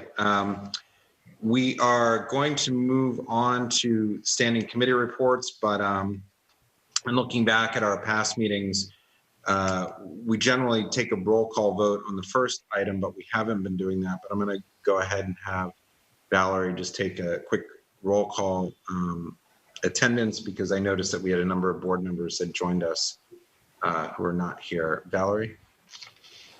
Sure. Let's see. Akila Azqui. Here. Ian Banesh. Here.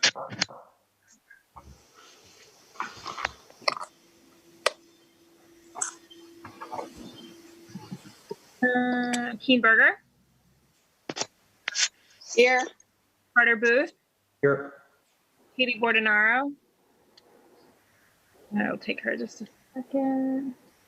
I see her on there. Anita Brandt. Here. Amy Brenna. Here. Rich Cacapolo. Here.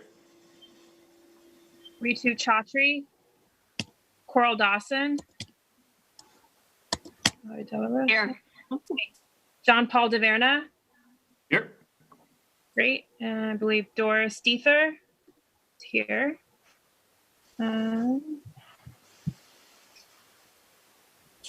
Bob Ely.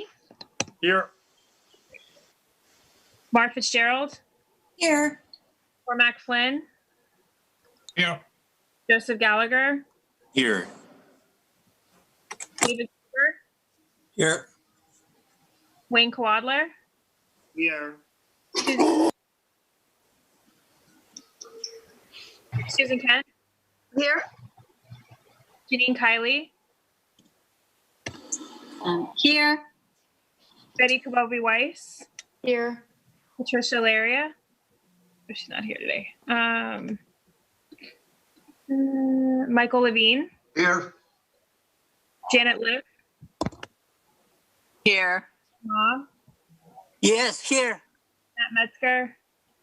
Here, and Katie wrote in the chat that she's here too, by the way. Yeah, I got her. Daniel Miller. Here.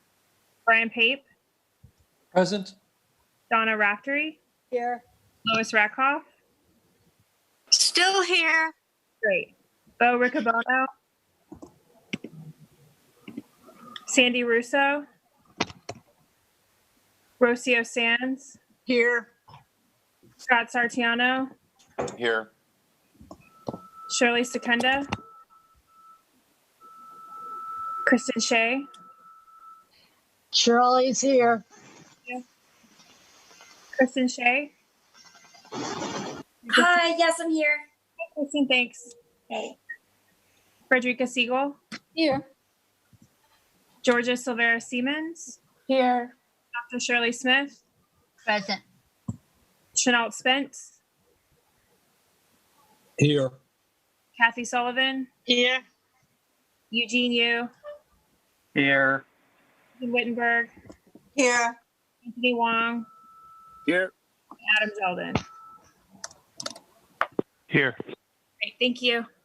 Great. Thanks, everybody. We're going to move on to our first committee report of SLA licensing. Donna or Bob, which one of you is going to be presenting? I'm going to do it. Okay.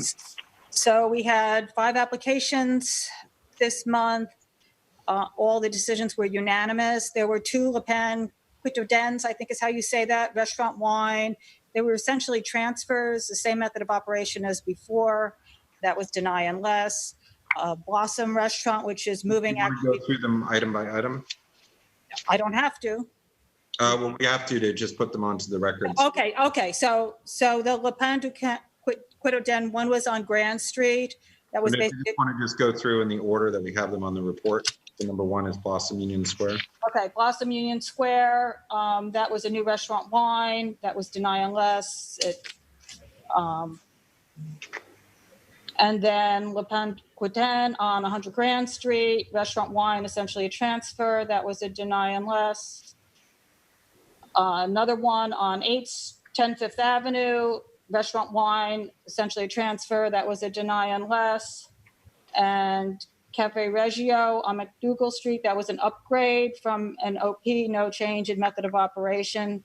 That was a deny unless. And then 401 West Grand was for a new OP and a private members club, and that was a deny. And that's it. The rest were. And then we had items 6 through 12 or layovers, no shows. Yep. You want me to, do I read all of those? No, that's okay. Does anybody want to discuss any of the items, number 1 through 12, or call any out for discussion? Okay, I see Shirley, you had your hand up. Oh. Still muted. Okay, here I am. I just have a question. The question is on number 2 and number 3, Lapan Quotidian. I thought they were closing. So what's happened? Are they still open? New ownership or what? It's new ownership. A new group bought them out and is they're reopening. Oh, okay, thanks, Donna. Yeah. There was a group that bought it, a portion of them, not all of them. So a number of them are closing, and we have another one that's coming back. I can't remember which one, but a number of them in our community board are closing. So that's a fair question. Yeah. Okay. Thanks. Okay. So is there any other discussion on items 1 through 12? Okay. So like in past months, I'm going to move all 12 of these items and these resolutions into an omnibus bill that we can vote on at the end of the business session. Is there any objection to that? And if anybody would like, we can call out any item for an individual vote if that's what you'd like to do. So is there any objection? Okay, I don't see any objection. Okay, we're going to move on to the next, landmarks and public aesthetics. Mr. Noel Spence. I'll summarize things in the interest of time. 462 Broadway is an exceptional building that has been beautifully restored to what I describe as mint condition. And the proposal is on a corner to put in a bank, in particular, 2 ATM machines that would invade the infill in 2 spots.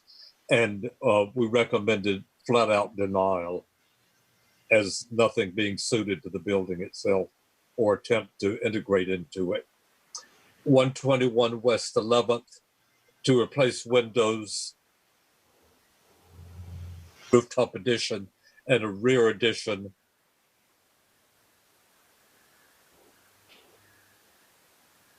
All in all, we approved the application with the exception of a generator on top of a rooftop addition that is just egregiously visible from assorted places in the public thoroughfare. And something about the windows on the rear facade not being in keeping with the building. 247 West to install new windows. It's a building that they showed the original with one kind of windows, and the ones there are actually better suited to what was a complete renovation in the 20s. Approved. 257 West 4th Street, a rooftop bulkhead and a rear extension, and neither is objectionable. Approved. Thank you. Great, thanks. So with items 1 through 4, anybody want to call out any of those items for discussion?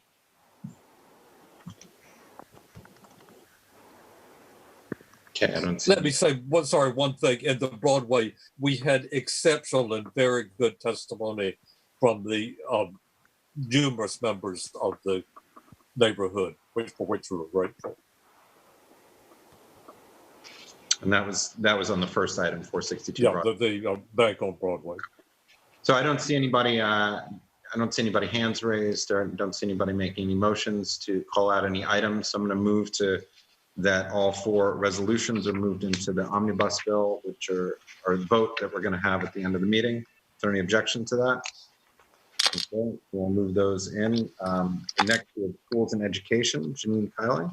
Okay, we had 2 resolutions this month, both unanimously passed. The first is a resolution in support of open streets and parks to support the safe reopening of New York City schools.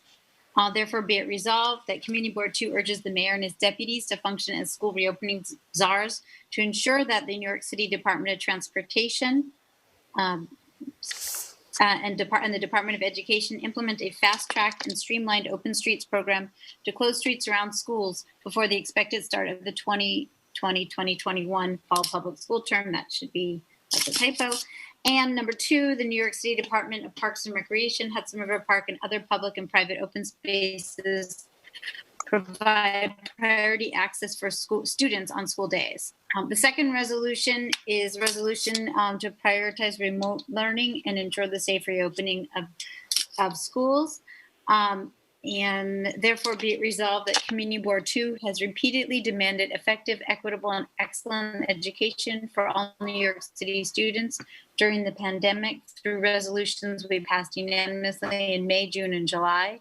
2, demands that the Department of Education remote learning for fall 2020. I'm going to turn my video off because it says it's unstable, which must include daily live instruction via video, professional development and planning time in trauma-informed schooling, and 3, insist that the DOE ensure that school buildings reopen only when they are safe for all teachers, students, and staff, which must include fully functioning HVAC systems, operable windows, and well-ventilated spaces, city-funded PPE, and city-funded frequent COVID testing.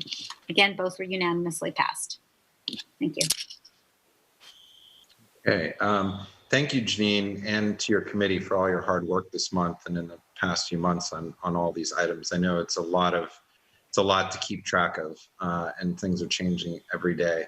I see I have one question from Frederica. Did you want to call out either item, or did you want to make a? I just wanted to ask Janine a question. Who is the second resolution? What agency is that directed at? And in response to what?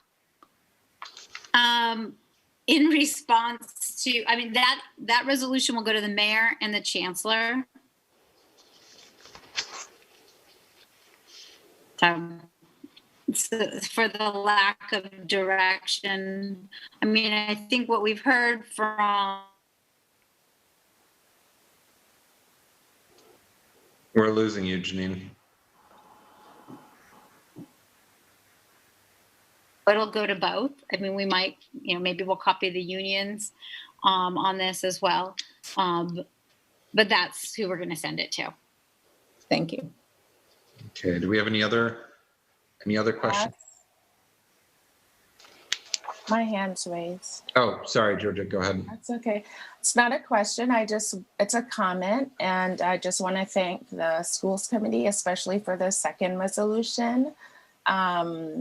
Especially the third item, which is that schools should only be reopened if they are safe, not just for children and teachers, but all the other staff that work at the school, janitorial staff, lunch staff. So there are a lot of stakeholders in this, and they don't have all equal voices. So thank you for including that in the resolution. Yes, and yeah. Thanks a lot. Great, thanks. And then Coral? So I just have a question as to what safe means, and maybe it needs to be defined in the resolution, because, what does that mean? We intentionally did not define it. Yesterday, the UFT came out with a press release with, I think, a 2.5 page list of safe requirements. So depending on who you talk to, we are not, we're not the Center for Disease Control. So we're just broadly defining safe. It is not, we are not epidemiologists, doctors, physicians, we're advocates. So we did not go into detail. Lots of different organizations have gone into that detail. And if you list 50 things, somebody's going to disagree with 3 of them, or maybe 10 of them, or 12 of them. The mayor is not going to look at our resolution and say, okay. I mean, this is really more of a political statement that, we need to prioritize safety, but we also need to prioritize the quality of the education. Okay, I just might suggest saying as outlined by the CDC, period. As a friendly resolution, because otherwise, there's always going to be someone that says, if there's any possible risk, it's not safe. That's not really reasonable. Okay. So I think having some sort of definition at least sets a threshold that's by some expert, not by just a very, very nervous, ill-informed parent. Yeah, and I think we did that in one of our past resolutions. Let me just check. The whole point of this was to be short, and it ended up not being as short as we wanted it to be. No, I get it. I mean, I appreciate what you've done, and this is a complex thing. But I mean, this is more of a political statement because we've passed many resolutions that have had, ad nauseum footnotes and whatnot. So I'm sort of inclined to leave it out because I don't want to. At the end of the day, CB2 is not defining what safe is, and even the CDC is getting kind of political, and each organization is having their own. So I'm sort of inclined to just leave it simple. Okay. I mean, I feel like the unions are definitely, they need to get their act together and figure out how to instruct these kids and what Yeah, well, they're only focusing on safe right now. I know. They're going to say it's not safe forever because they don't want to work. It's unbelievable. I'm not sure the motivation, but anyways, I made my point, but I think I can't support that. Yeah. In our resolution in July, where we went into a 3 or 4 page resolution in support of open streets for schools and the safe reopening of schools, we have several footnotes. We talk about CDC's guidelines on May 19th. I have not gone to see if those have been updated. We had COVID-19 planning considerations by the American Academy of Pediatrics. And physical activity. Those are all great. So those are referenced in the previous resolutions, which are referenced in this resolution. Okay. Thank you. Okay, were there any other comments? Okay, is there any unwillingness to put those two resolutions into the omnibus vote? Okay, seeing no objection, we're going to move those two resolutions into the omnibus resolution vote. And the last committee report is the bylaws working group. Susan Kent.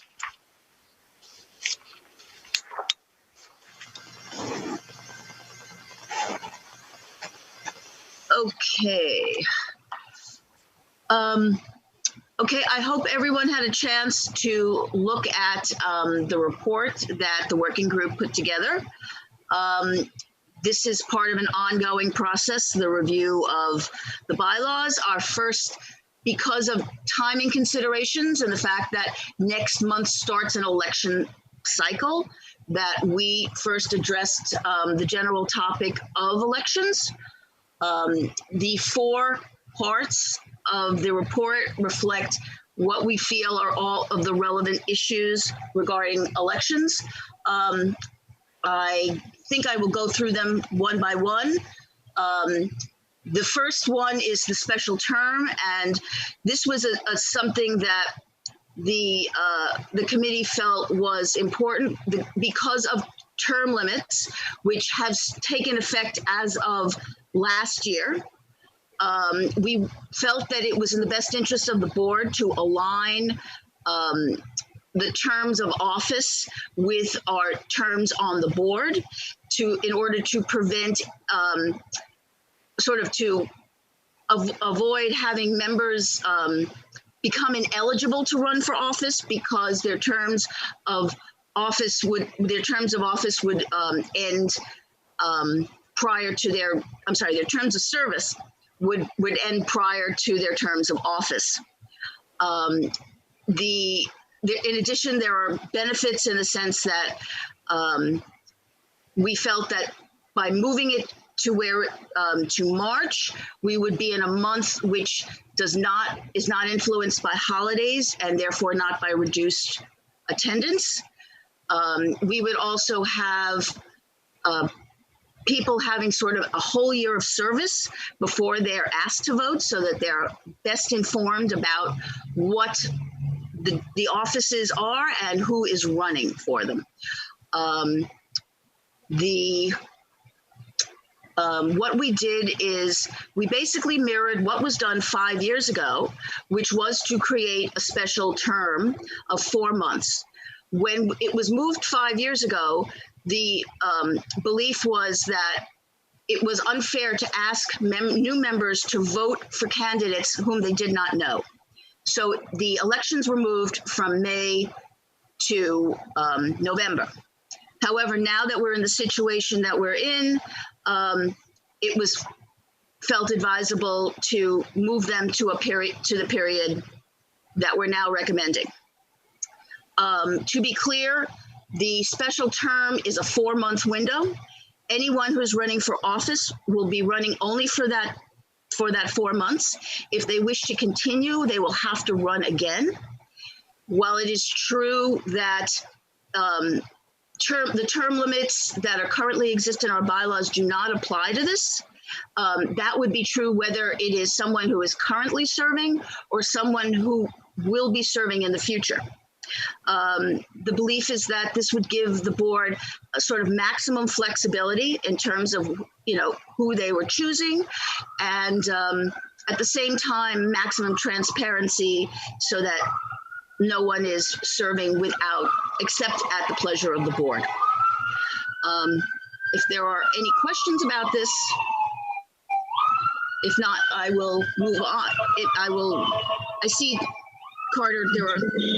Go through and present the full report, and then we'll go back when people want to speak about what we can call out the different sections that people want to talk about. Okay. The second section is the elections process itself. This section would replace what is now the elections section, Article 7 of our existing bylaws. The main goal of this section was to eliminate the elections committee, which over time we felt really didn't contribute much to the process, and in fact could create variances from year to year. The whole goal was to basically create a detailed, standardized process within our bylaws that will allow our candidates for elections to run smoothly and for information not to flow through any sort of temporarily established group, but directly to our members. And let's see. Number 3 being electronic voting. Of course, being in the situation we're in, we all are aware that for the foreseeable future, Zoom and electronic communication is how we're going to be doing things. Our bylaws currently don't provide for anything, so we created a process whereby we can, hopefully conduct our elections in an efficient and transparent manner, and then, and at the same time, have our results, in a timely manner, Number 4 being the special elections is currently our bylaws basically provide that if there's a vacancy, most important, the chair's vacancy, but that there's simply an order of succession that, if the chair becomes vacant, the first vice chair steps in and they sort of move up the ladder. The committee felt that it wouldn't be in the board's interest would be better served if we were dealing with an extended period of 4 months or greater, that the board have an opportunity to weigh in on, whom they would like to see as chair. At the same time, it was felt that it would be a burden to ask a first vice chair to automatically assume the chairmanship, and that it would, while a first vice chair could certainly run and then assume the chair, at the same time, it would give the board an opportunity to have input as to who would be serving. If you're talking about, 8-9 months or more, it was really a way of maximum participation. So, I guess if that makes sense, any questions? Anybody want to call out specific items to discuss? Shirley? Yeah. Got your vote, Shirley. So I'll start with Dr. Smith. You're first. Did you want to call out a section to discuss? Yes, I'd like to call out. I wasn't keeping up with the sections. Well, why don't you just tell me which section instead of calling them out? Okay. Well, first of all, I'd like to say that you guys did a great job. Spent a lot of time, and you are your document that you produced was very well put together. I do have a question about the purpose of and I don't want to seem personal, eliminating the elections committee when it was not just me, but it was other people as well. And also that I'm interested in knowing why a secret voting. And third, when we spoke, you spoke about new people on the board, having to maybe not know who the people are who's going to be representing them in these executive offices.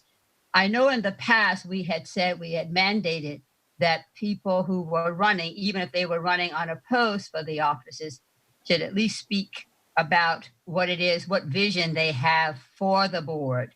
If new or old members would be interested in that, now that it is optional as opposed to mandatory. Okay, so that's section 2. So we'll call out section. Well, section 2, all of 3 things I mentioned are different. All of them were section 2? I believe so, yeah. Mm-hmm. Okay. So section 2, and then Shirley. Great. Do you want to call out a section? Oh, is it my turn now? This Shirley's turn. Yes. No, it's this second Shirley. Yeah, second Shirley 2. Section 1, please. Section 1 to do with the term limits and revisions according to term limits, right? Okay. Section 1. Yeah. And then Michael? I would like to call out section 3 regarding what I think is an excellent section, but might need a little bit touching up, and that is electronic voting. Okay. And then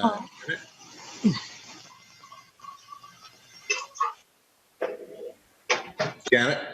Oh, sorry. I'm just calling out the change in terms also. Okay. So that's section, the special term is what you're talking about, section 1? Section Okay. 1. And then Cormac? Oh, I'm sorry. Michael already called it out. I'm good. I'll wait for that discussion. Okay. So it looks like people want to discuss sections 1, 2, and 3. So Susan, you want to start with 1? Okay. As I said before, we originally, term limits are now part of the city charter. They took effect as of last year. We realize that if we hold elections and terms of office start as of December 1, anyone who will be term limited or is in their last year will basically be barred from running for office. And this would include, obviously, some of our most experienced members. And it was felt that it would simplify things a great deal if the terms of service on the board were aligned with terms of office, so that we wouldn't have people, and there will be actually a large number of people, one might assume, that would actually be barred from running for office. In order to have the greatest possible participation, by adjusting the election cycle, this sort of eliminates that problem. There are other benefits that are realized from that. First of all, as I said, when we changed them 5 years ago, it was because we felt that newly appointed members whose terms started in April really didn't have enough time to learn about the people they'd be voting for if elections were held in May. So was the logic behind moving them to November. However, if you're giving people more time to learn about the board, and I think many of us have found that it takes months, sometimes years to learn, that having people participate in their first election when they've been through an entire year in the life of the board will actually increase their knowledge. It might even motivate them to want to run for office. The additional benefit is that our elections, when held in November, we tend to have lower than average participation in November as a holiday month. Whereas when you hold it in the spring, you avoid that, March being a sort of normal or average month. So all things considered, and the fact that we do not, we don't review our bylaws on a sort of a scheduled basis. It's something that we only look at every couple of years. So it was felt that if we're dealing with the subject of elections, we should be looking at the entire topic in a holistic way.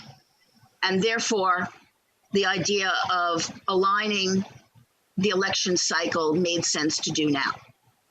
Great. Shirley, I see that you have your hand up. Can't hear you.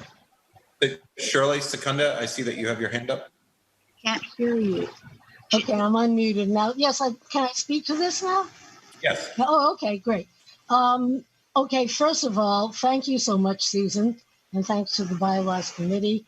The hard work you did was so outstanding and obvious, and the professional manner in which you've approached this, I just think it's tremendously impressive. I have to admit, I was kind of surprised that the whole bylaw issue even was coming to us this month at first. But then I realized that there is a necessity to address the idea of electronic voting. So we do need to address that. I understand that. I am totally perplexed as to why we're addressing this issue of term limits and aligning people's terms with term limits when term limits is just kicked in and it's going for 8 years. And this kind of concern about voting for a chair who may not have a full term, this isn't going to come up for years and years and years. So from my point of view, I really am kind of opposed to addressing this kind of thing. There can be all kinds of changes as these years go on. There was opposition, tremendous opposition, by the way, to every borough president but one, including very vehemently by our own Gail Brewer, certainly by many council people, including our own council speaker, Corey Johnson. And I think the feeling at the time was that they were going to work to try to take away this term limit requirement whenever the next charter is done. And in these recent years, charter revision comes very, very regularly and often. And as far as giving people the opportunity to learn about the board, that was what we were all about in changing our bylaws last time to allow new appointees to board time to get to know what the board is about. I just feel really strongly that now is not the time to be urgent about, I guess, formulating these new bylaws to do with term limits. I think that, first of all, I think there's time. Second of all, I think that there's, at this time of all times, why should we be considering having 2 elections, and they would be two full elections, regardless of even if one is only for 4 months. And why would we want to go to the trouble of that? There's, as it is, we're going to have a tremendously challenging thing before us when we are doing the electronic voting. So I will tell you, I'm kind of opposed to that, and I feel there's time, and I feel even, let's say, the bylaws process is going to be going on, and going on for a while from what I understand. So there's some time, if we have to address this, still within the process, but a little later. Give us a little time to get our feet wet with this new term limits idea. And, let's concentrate on electronic voting. Okay. Great. Thanks, Shirley. Janet? Thank you. So, I agree too. I think it's noble. I think the basis of it makes a lot of sense. But one, when you run just the odds of 5 people out of 51 choosing the 8th year, you wind up with a fairly small percentage chance that this will actually happen. But that aside, I just want to sort of second what Shirley said, in that look at this meeting. Like, we are in crazy times. And our plate is so full that there's just no rush. Like, it's a great idea. I just don't think this is the best time to address it. And perhaps when we have less to address in 2-3 years, we can revisit it. But I support the other things and support the feelings behind it. Thank you. Okay. Thanks, Janet. Bo? And I was just thinking, I don't see, it seems to be very inefficient to have 2 elections. Can't hear you. Can't hear you, Bo. Can't hear you. Well, I'm unmuted. I don't know what to say. You're far from that. What? Can you hear me now? Yeah, you need to be closer to your speaker. Anyway, I just think that the idea of having 2 elections within 4 months is really a waste of time. And if you feel the need to change the term, which I think is a good idea, why don't we just have an election in November and increase the term of whoever gets elected in November by those 4 months? And then we'll be in sync and we'll have one election and it's pretty clean. I don't know why we wouldn't do it that way. If I remember correctly, I think you said it was 5 years ago, I think we did have a similar situation where we increased we had a one-time increase, or was it a decrease? We did the exact same thing that the current proposal is, that we had an election for an abbreviated term. Yeah, all right. Well, then I retract what I said, but I think that having 2 elections within 4 months is really a waste of time. We should just in November increase the term, and that'll be it. Okay. And other than that, I support it. Thanks, Bo. Dan? Thanks. I just want to say that there's been a lot of great thought, great work that's been done in this. And I think that everybody has really compelling arguments. I think what Bo just said makes a lot of sense to me as well. But at the same time, the whole reasoning behind changing the bylaws is a really good one, which is aligning terms of office with the terms of other boards is really smart. It aligns us with community boards. It aligns us with the membership committee rules, for instance, at the Hudson River Park Advisory. And it also provides that learning curve for incoming new board members. So I really do think it's very smart and well written. But as Shirley was saying, and in speaking with Corey's office, they're really trying hard to eliminate that 8-year term limit. And there are a lot of years, and I see it as maybe either it shouldn't be a rush to go ahead and do it right now so that the board actually can decide who gets that longer term in a different way. I think I'm not opposed to the electronic voting or keeping it private, so that there's no retribution against those and seeing those votes, so that no one's punished for their vote, especially if it's an election that's contested. But anyway, I do want to commend the bylaws for thinking of this. And I definitely think eventually that we should have elections that result in new officers in April. Okay, thanks, Dan. Just a reminder to everybody, we're just speaking with section 1 right now. Rocio?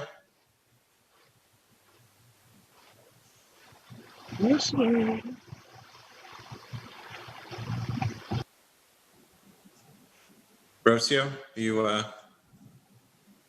I thank you so much for giving me the opportunity to voice my opinion on this one. I thoroughly agree with Shirley, Bo, and Janet regarding this. I know that I think it's a bit premature, and I think that I'm okay with the electronic. And I know that you, Susan, you put a lot of work, and your committee did a lot of work. But I think that the comments that were said, actually, I was in favor of this, but I changed my mind because I hear my fellow board members telling me these things and they make sense. So I would like to oppose that section. Thank you. Thanks, Rocio. Susan? Hi, thank you. I agree with Shirley and Bo and Rosia now, and I had brought up the same question at exec last week because it just didn't make sense to me to do this separate 4-month election, and I said at the time, and I gave it more thought. I was glad some other people are questioning it. It just seemed to make more sense not to have the separate 4-month election. When the next chair is voted on, we then extend it the 4 months there, and it keeps it simple. I understand all the surround that you're saying, but I'm in favor of that route instead of the separate 4-month election. Okay, thanks, Susan. Valerie? Thank you. And thank you again to all of the hard work by the bylaws committee meeting weekly to work on this. And I know that your committee has really thought these things through and has thought and has had the foresight to think of all the different ways that this could go. So I would like to voice my support for section 1, and that I think it's a checks and balances on the volatility that we're currently experiencing right now. Instead of locking someone into that longer term, or perhaps giving someone a chance to try out maybe one of the other offices. But I think that just with the volatility, and we're still in the state of emergency, there's still all of these states on this advisory list. There's a budget shortfall at the state and local level. We're not getting federal stimulus anytime soon. It just seems as though this is just a checks and balances for the board. And I think I put my trust into the bylaws committee that they've proposed this to us. I will be supporting this section.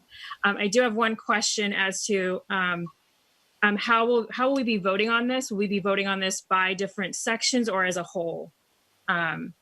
Yeah, obviously it seems like people are going to have different votes on different sections. So when we do vote on this, people will be able to vote on item, I guess we'll section them out as item 1, 2, 3, and 4, and I'll clarify. If somebody wants to have a dissenting vote or an affirmative vote on any section, they can indicate at that time. You can vote on it as a block, or you can voice. Well, it sounds like there's going to be an objection to that, so some allow people to vote on the different sections when we get to that point. Okay, thanks. Bob, Ely?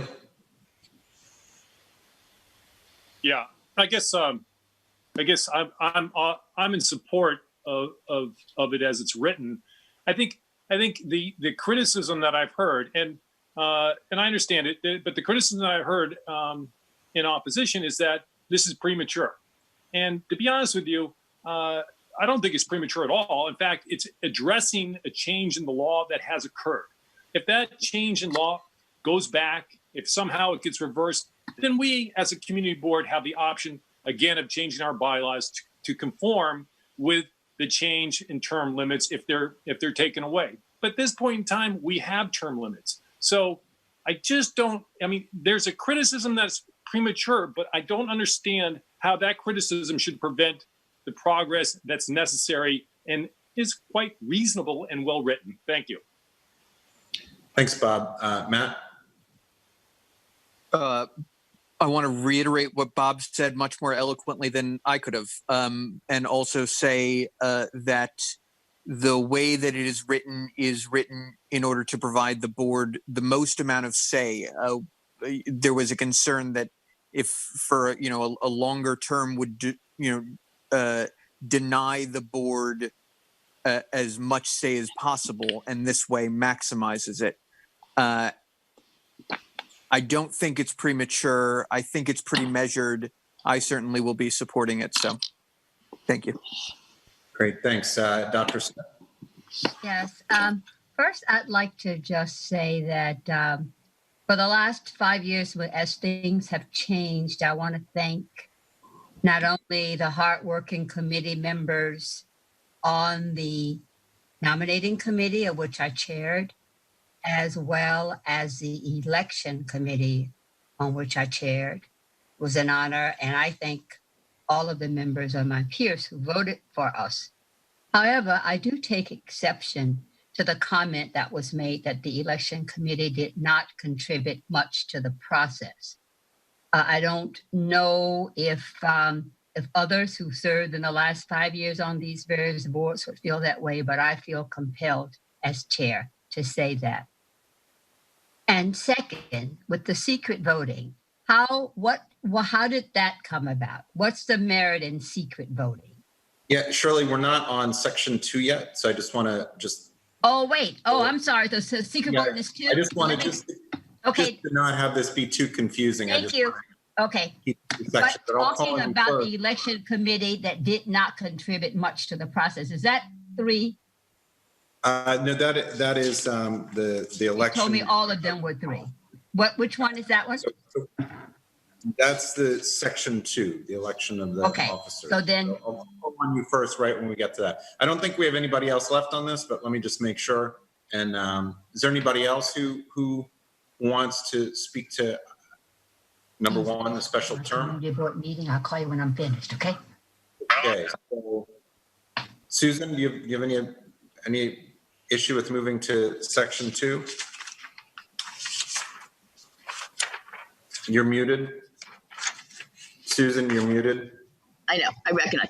No, I appreciate all the comments, and I understand the interest in moving in a deliberate way.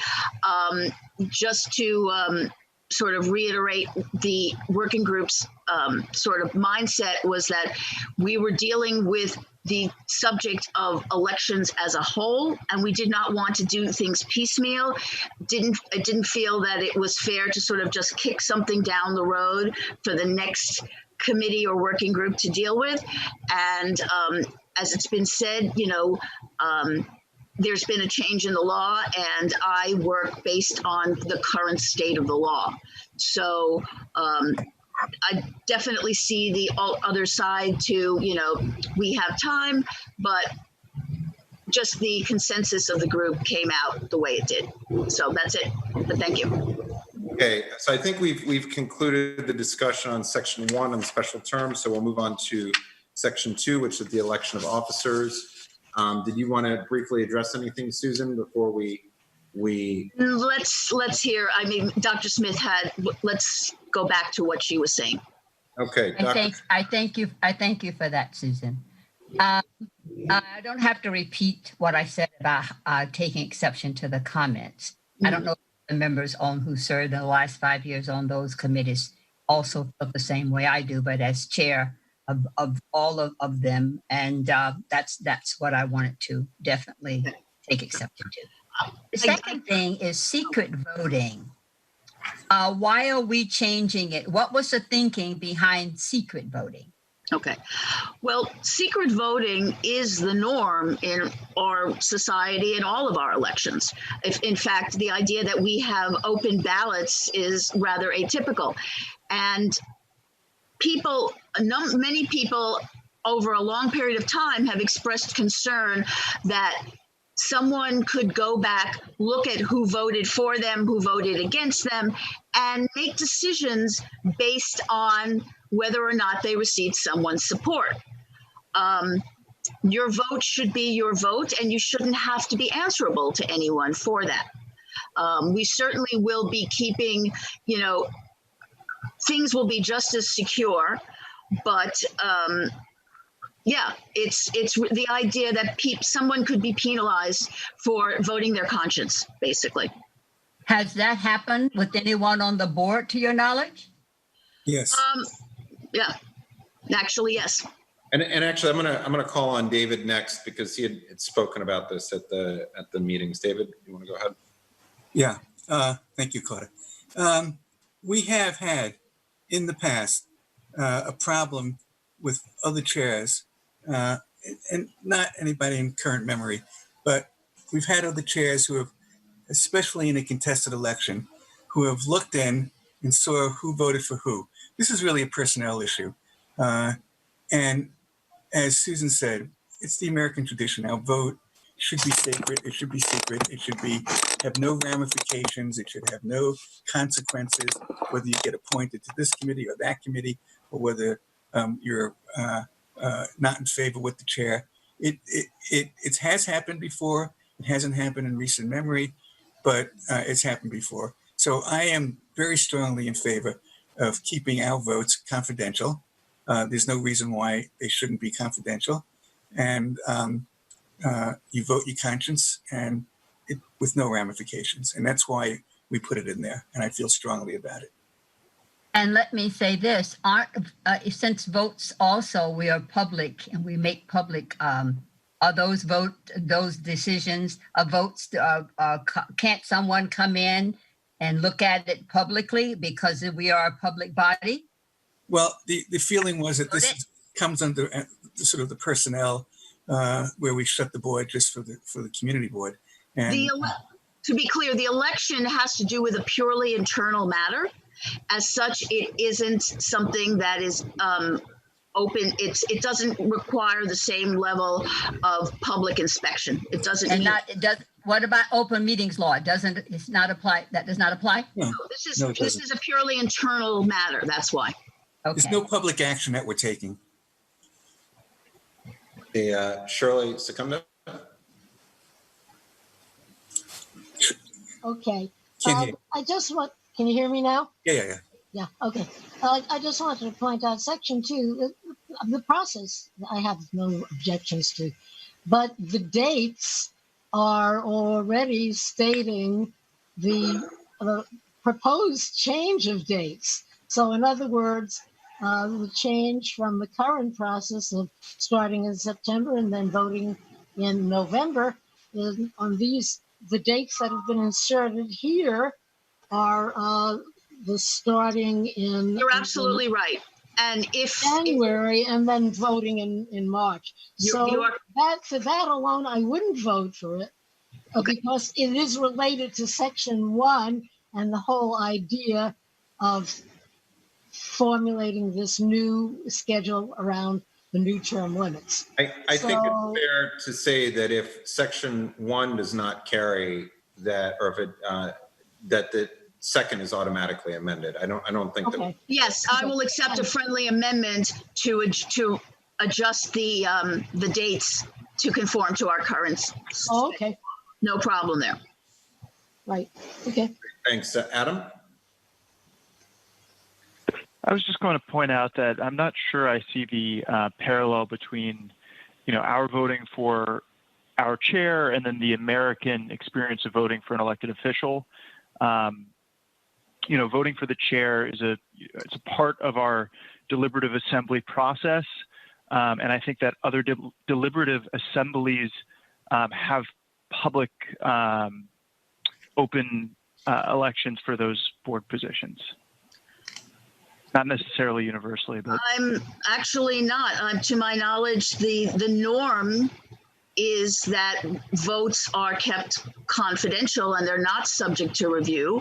And as was mentioned, the possibility that people could have their votes held against them, I think, is a compelling reason. The idea that it's I don't see how the public would be served because, this is, as I said before, it's an internal matter. It has to do with who we're choosing. I don't know what else to say about that. And just for clarification, it's for all offices, not just for one. Correct. For all And offices. most of the other boards, only I think one other board has it, where it's mandated to be public. I think all the other boards, have moved into having these votes confidential. Dr. Smith? Yeah, it's very interesting. I've already made my case, but no one has been definitive unless it's a thing you don't want to share. I've been on the board for quite a while, and I have never heard of anyone taking personal reprisals against someone who did not vote for them. Well, surely I'm a case of David point. has been on the board. I think he and I don't know, he might have been on longer than me. but I know I've never heard of it. So if you want to share that with me. Sure, I'll share my personal experience. I was kept off the board for a year because I would not share who I was going to vote for chair of the board when I was originally appointed by former Borough President Virginia Fields. And they never provided me with my appointment letter, even though I was called down and attended the training as having been appointed to the board. I mean, this is not, in that distant the past, but I'm not supporting either way because I think everybody's got their strong positions on this, but it has happened, in the past. And thank you for saying that, but Virginia was not a member of our board. She was the board president. It made it seem like someone on community board 2 had been affected. Oh, no, community board on 2. Community board 2. No, I'm not sure what position he had at that time, but somebody from the board called me up and asked me who I was going to vote for. And I said, I'm not comfortable sharing that with you. And I never got my appointment letter. So right. That was communicated to the borough president, who then declined to send the letter. I see. Thank you. And Shirley, I'd like to apologize if I gave you the impression, or I gave anyone the impression that the nominating committee or the elections committee has not been an important part of our process to date. It was simply something about having more of a standardized, I know last year the elections committee produced a very lengthy and well-detailed report. I think we felt it would simplify the process if the requirements were actually set out in the bylaws instead of having a committee generate a new report every year. I thank you for that, but I still take exception to not contributing much to the process. So if that can be worded in some other way, and that could be, you could strike that that verbiage, then I would, not just me, I don't know of other people who have worked in the last 5 years on these committees. We did the very best we could with the directions that we were given. But I do thank you, Susan, for your comment. And if you're saying it as an apology, I accept it. It's just that I just took exception to not contributing. The verbiage did not contribute much to the process. Okay. I've got three hands up. I've got Bob Ely, and then Georgia, and then Keen. Sandy Russo? And then Sandy, sorry, I've got more people than fit on my screen. So if you're waving and you're not on my screen, I can't see you. So Bob? Yeah, I would just say, just to pinpoint the one issue as to the confidential voting, it's the potential, okay, that it could occur, okay? We do have evidence that it's happened in the past. It's digging up things that we probably don't really want to talk about, but the reality is that it causes a potential for that to occur, and there's absolutely no reason for that. And in a confidential vote, there's also a chilling effect. So you're looking over your shoulder because your vote's public as to who you're voting for. And look, when it's a competitive voting situation, you want to vote for the person that you want to vote for and not, who you think might get elected because you're concerned that they'll get elected and then they see that you didn't vote for them. So there's multiple factors into why it should be confidential. Thank you. And Georgia? Hi, would the public be able to request information about who voted how? Is that something that's happened in the past? It's in the chat right now. I think that somebody had mentioned that they had access to those. That's public foilable information. So yes, as it stands now. Thank you. As it stands now, but. Keen? Keen? There is she.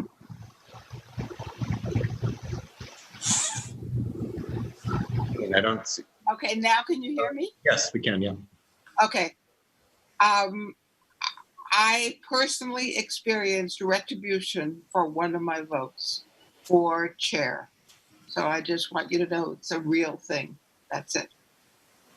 Thank you, Keen, for sharing that with us. Sandy. I understand this hesitation about making it public because people can, well, what Teen just said, be upset with who you voted for. On the other hand, that maybe that problem or that intimidation should be addressed.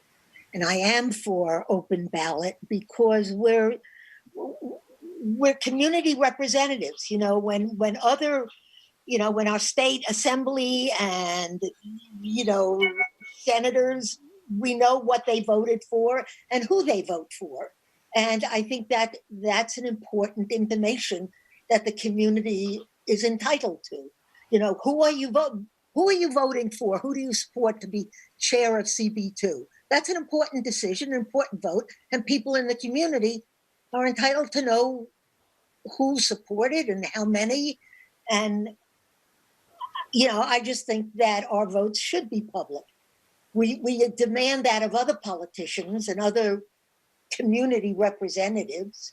So why not, demand it of us? Well, all of our votes in terms of how we vote on resolutions or any of those things remain public. Our positions and where the positions we take and who joins them and who doesn't is public record, and that doesn't change. So I think so why shouldn't the vote be public record? Yes, I know everything is public record. I know everything is recorded and people can ask to hear the recording or get a printout, a transcript. But so I don't see why this one particular act, which is really important, who are the chairs and co-chairs and going to be for the next 2 years or whatever. I think that's important that people know where you stand. Well, to reiterate, it's like if it has a chilling effect, if it inhibits people from causing them to alter the vote, then it has a compelling reason. But that's the problem. You got to address the intimidation.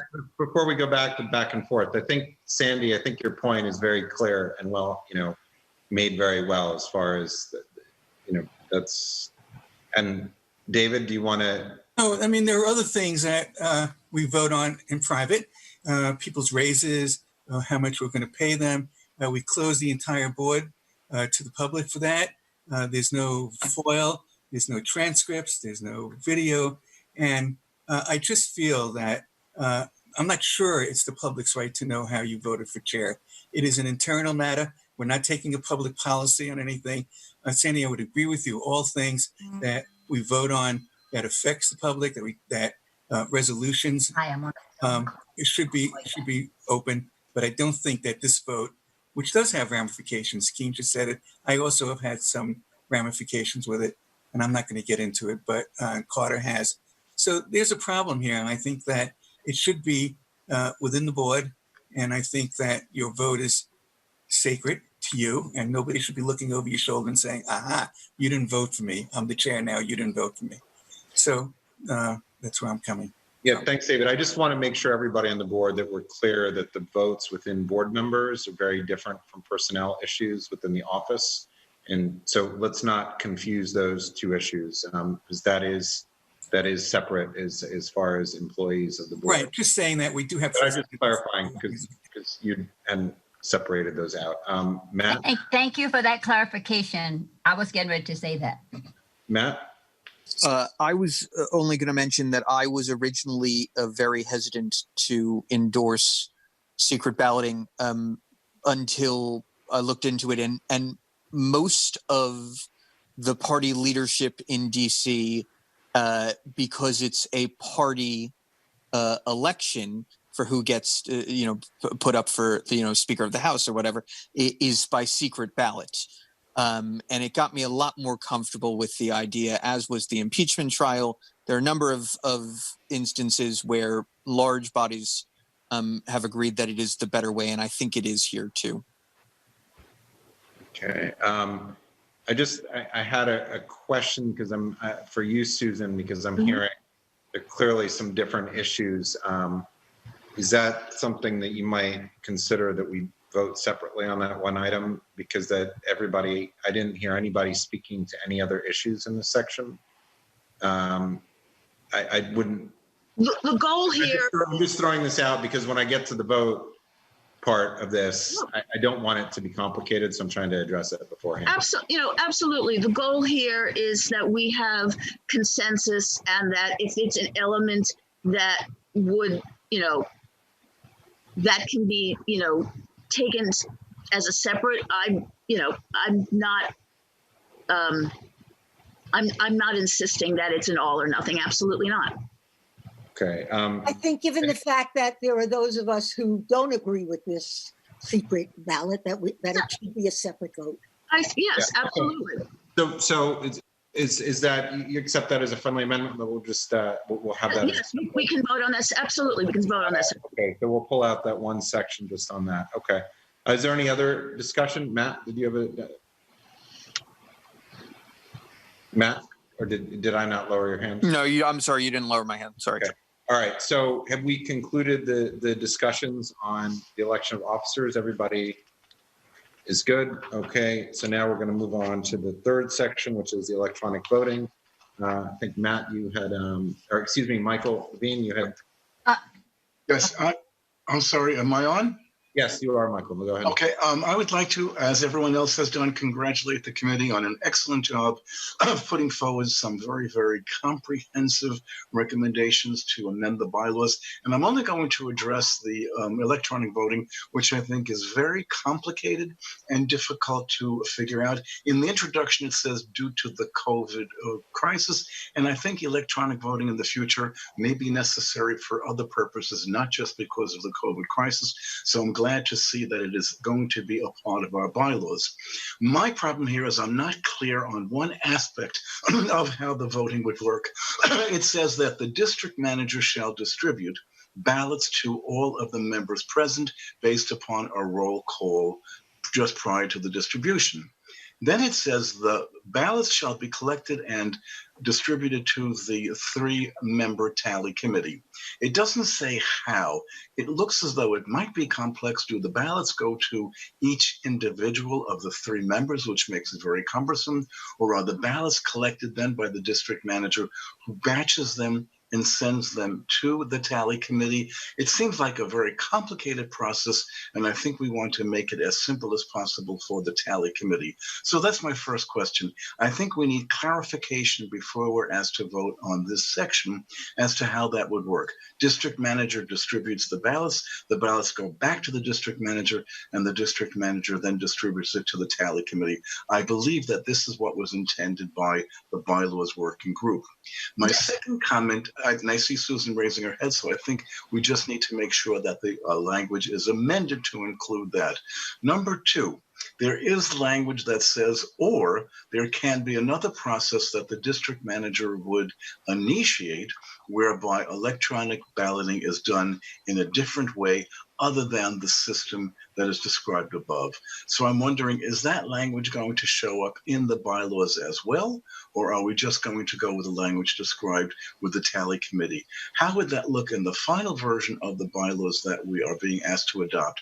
The tally committee and or a different system that the district manager might want to implement in the future? It's a little bit unclear as to how we would be making a decision tonight. Susan, if you could answer that, I'd really appreciate it. I think the bylaws working group did a great job. This is a complicated section. I congratulate you on it, but it needs a bit of clarification. Absolutely. That's what we need to hear, because when you're a small group of people looking at this, it's not always apparent if there are ambiguities. The description that is in 7A, in subsection A, is what exists if we do not have,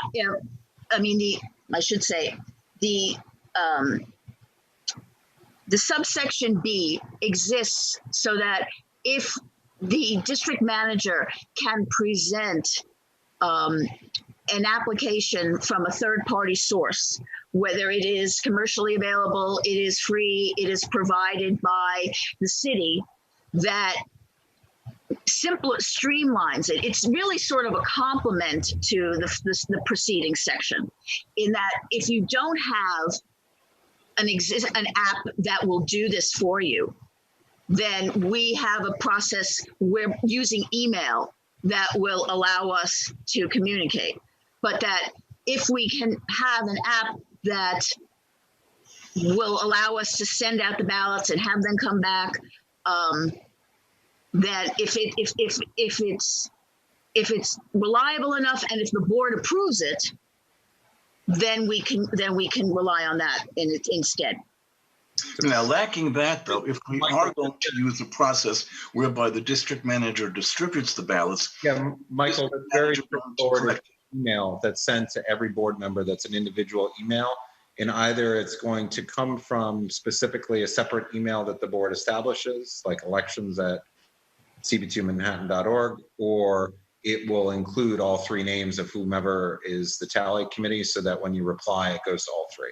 So it goes automatically to all three members of the tally committee without going through the district manager. The district manager would be included. It's just like if I sent you an email and I sent an email to Susan Kent and Sandy Russo, if I send it to you and then you hit reply all and everybody is on there and gets the email back, same way. And let's hope that it will all work in one night. It is a complicated procedure, and I think it's well thought out, and I'm really hopeful that it can work within the time frame of one meeting. Thank you, committee, for your excellent work. And I see Sandy is making a lot of gestures, so she hasn't spoken on this, so I'll call her. Sandy. Well, there goes the confidentiality. Right, there wasn't a way. I mean, there's, right? It's completely discordant with the section before that we were talking about, anonymous versus anonymous. Well, I think it's nuts. Well, I would say, yes, you are right that there is an electronic record. The question becomes, are the records open for examination? The people who are doing the tallying know who voted for whom. Right, and so there goes, it's not anonymous. It's okay. Clear. Okay. Excellent point. There are 3 people who are going to be entitled to know how anyone voted, but the rest of us, it's nuts. It's nuts. Yeah, Dr. Smith. Thank you, Carter. I am not sure. You said for me when I was talking about the candidates and how it was changed for them to speak required, and you guys said it wasn't required. You said that was 3. Is that section 3? No, that was section 2. Do you want to speak to that? Well, no. Well, I want to speak to the close. If you want to continue with 3, you guys can go on, but I want to go back to that and make my point. Okay, fair enough. You did bring that up before, so that's we'll go back to that. Okay, Cormac. Yeah. So first of all, as others have said, Susan, to you and everybody on your committee, great work. And I know it was a lot of work, and I really appreciate it. Bylaw stuff is ruling, and thank you. Addressing this section, it's something Michael touched on. In the little preamble, you make reference to COVID, but nowhere where I read this, and I'm not a lawyer, so maybe I have this wrong, does it say that electronic voting is only for the duration of the COVID crisis? Which suggests to me that we're basically putting the bylaws to have electronic voting in the future, but we also do not specify anywhere here under what circumstances or conditions would we have electronic voting as opposed to the other, or at whose discretion, who makes that decision? Yeah, I'm just going to jump in because Gail actually addressed this when she was speaking to us, because this is determined by the governor's suspension of the public officers law. Without that suspension, we're required to meet in person. And so that would essentially eliminate this. So unless there are any changes to that. All I want to know. Thank you. I'm out. And I'll be voting for this. Dan? Yeah, when it comes to anonymity, you can give codes on SurveyMonkey or other types of ways to vote with maintaining your anonymity. So there are very simple free programs out there that could make this possible and very quick and not take up any board time, where everybody fills out the survey with their code number. So it is possible. It doesn't have to be done by email. That's all I wanted to say. Right. Right. Okay, Katie? Katie. Let me just make sure she can.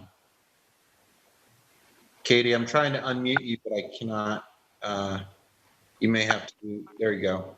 Okay, there I am. I didn't lower my hand in time. I was agreeing with Daniel. There are other systems that we can have anonymous voting. We just haven't investigated all of them yet, but they're a double-blind system. So I think we should continue to pursue it to get the exact mechanism that works for us. But it's not necessarily going to be a problem. There are enough systems out there. Thank you. Great, thanks. David, did you have something else you wanted to say? Last one, I think Sandy did see something in the electronic voting, which is true. But the thing is, there's the caveat that we put in, and we have time to figure out exactly how to do it. Dan is talking about other methods. So is Katie Bordenero. So we could make it confidential. And you're right, Sandy, the way it stands now, there's a flaw in it. We recognize that when we did it, but the caveat gives us time to work on it. Thank you. Okay, is there any other discussion on this session? Valerie? Thanks. Just so everyone's clear, can you just reiterate who sits on that tally committee in case that was brushed over? Thanks. It's a 3-person committee. It is the representative of the borough president. It is a representative of another elected official, and it is a committee chair chosen, however we can vote on, we can ask for a volunteer from among our committee chairs. And it's those 3 people. Okay, is there any other discussion on section 3? Okay, Dr. Smith, you had a comment that you wanted to make on section 2. Thank you, Carter. Yes. In the past, and for the amount of time that I've been on the board, people always, because they feel they either want to, for whatever reason, they nominate themselves. And it was said that, and we always required in the past that even if it wasn't an uncontested line, that the person should at least spend about 5 minutes talking about who they are, what they bring to that, and what would be their vision and their what plans would they have for moving the board forward if they are elected to the position. And now I see that it is not required, but it is recommended. And I feel strongly that even uncontested, people should say who they are, what is their plan for moving the board forward, not just to be voted into an office and you don't really see any kind of real leadership. Okay. Well, what we have here, it is at the option of the candidate. I think it was felt that since it's certainly in a candidate's interest to want to speak, that just for someone to forego that would really, they'd be doing themselves a disservice. And of course, the people who are voting can impute the fact that somebody doesn't really want to share, what their thoughts and plans are, and can take that into account when they're voting. Okay, thanks. Lois? Well, that being said, Susan, there's no yes or no vote and on the ballot as it is right now. So I agree with Shirley Smith, doctor, that the person who is uncontested should speak. The 2 minutes, I read it was 2 minutes, but I think they should have 3 minutes, because in the past there have been, if you call them candidates, because they're automatically voted in because there's no contest, that you don't know who they are. They put their name in, No one runs against them. They could be a first-term person or a first few months person, and you don't know who they are. And I agree with Shirley that it's an obligation that they should say who they are, a little bit about their interest of why they're running and their experience. And as I said, there's no yes or no vote, so the person automatically gets in. Thanks, Lois. Comments? No comment. Cormac? I have a comment. Cormac? Sorry, I suddenly realized I was all masked and muted. So, yeah, I mean, I just want to say that I really strongly disagree with the views just expressed. I think it is true that candidates should be given the opportunity to express themselves if they want to.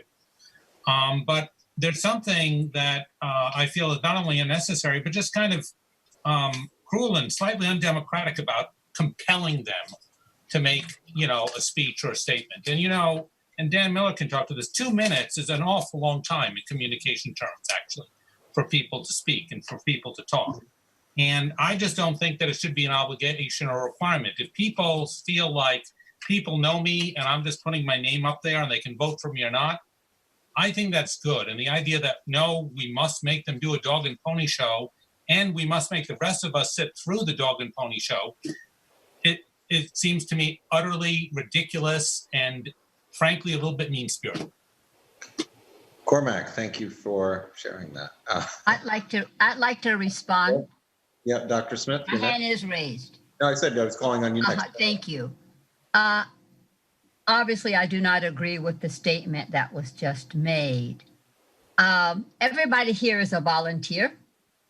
And yes, we know people, it depends on if you really, there's people on the board I know better than others, and for a whole lot of reasons. And I'm sure the rest of you all can say that about yourselves. But when it comes to voting, to putting your name down, this is a leadership. Let's not forget that. It's not just the title.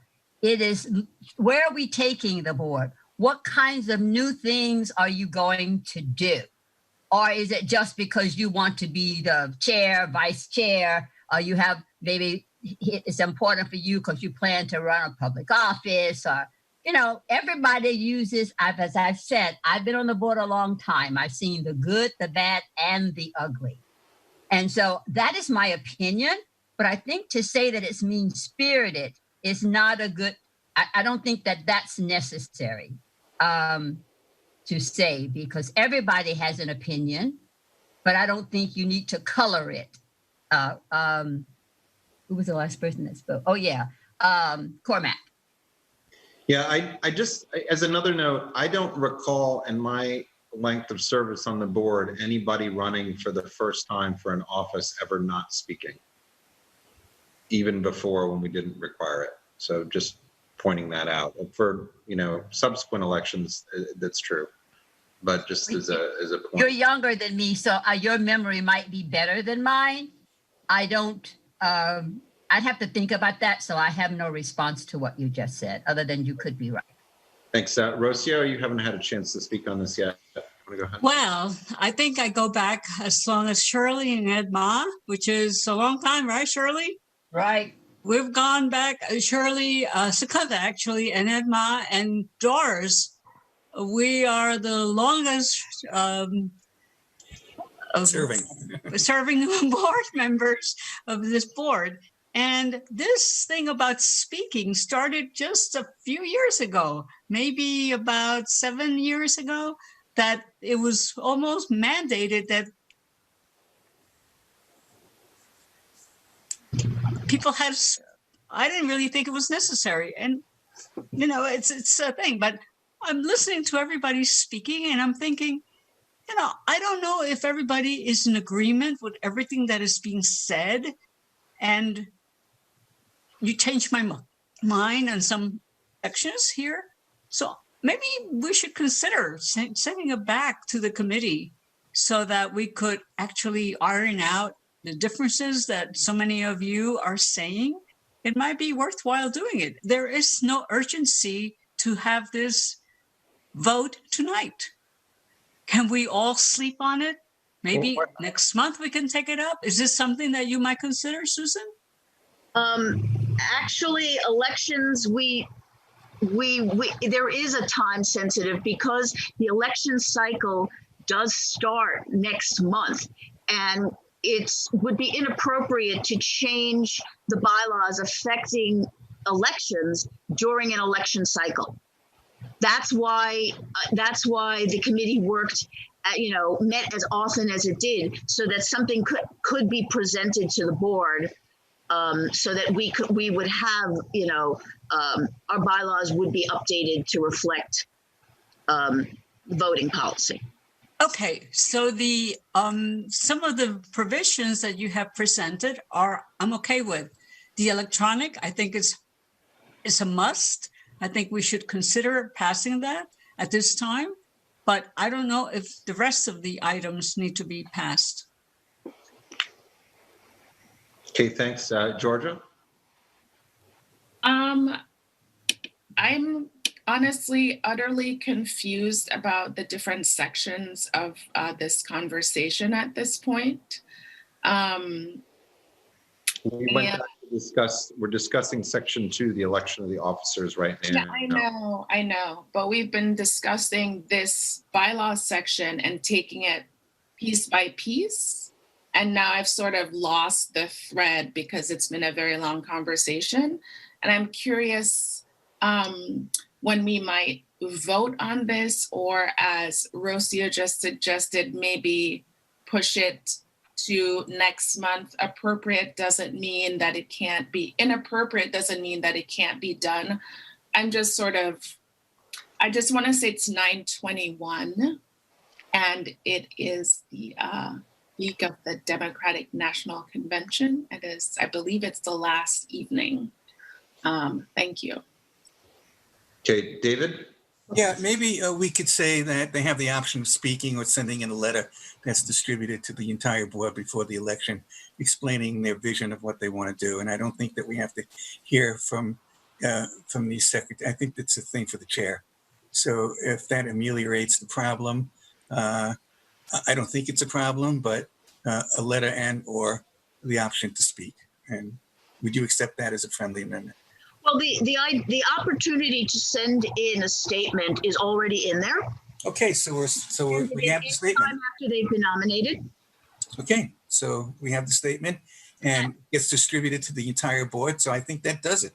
Right, and I would like to say I think very highly of my fellow board members. I think that they want the opportunity to speak and to share what they think of the board and what they think are the issues. And I would trust in their discretion. If they feel that, if somebody felt they didn't need to speak, it's because, in their opinion, everyone knows where they stand. So I will just leave it at that. Okay, Amy? Yeah, hi.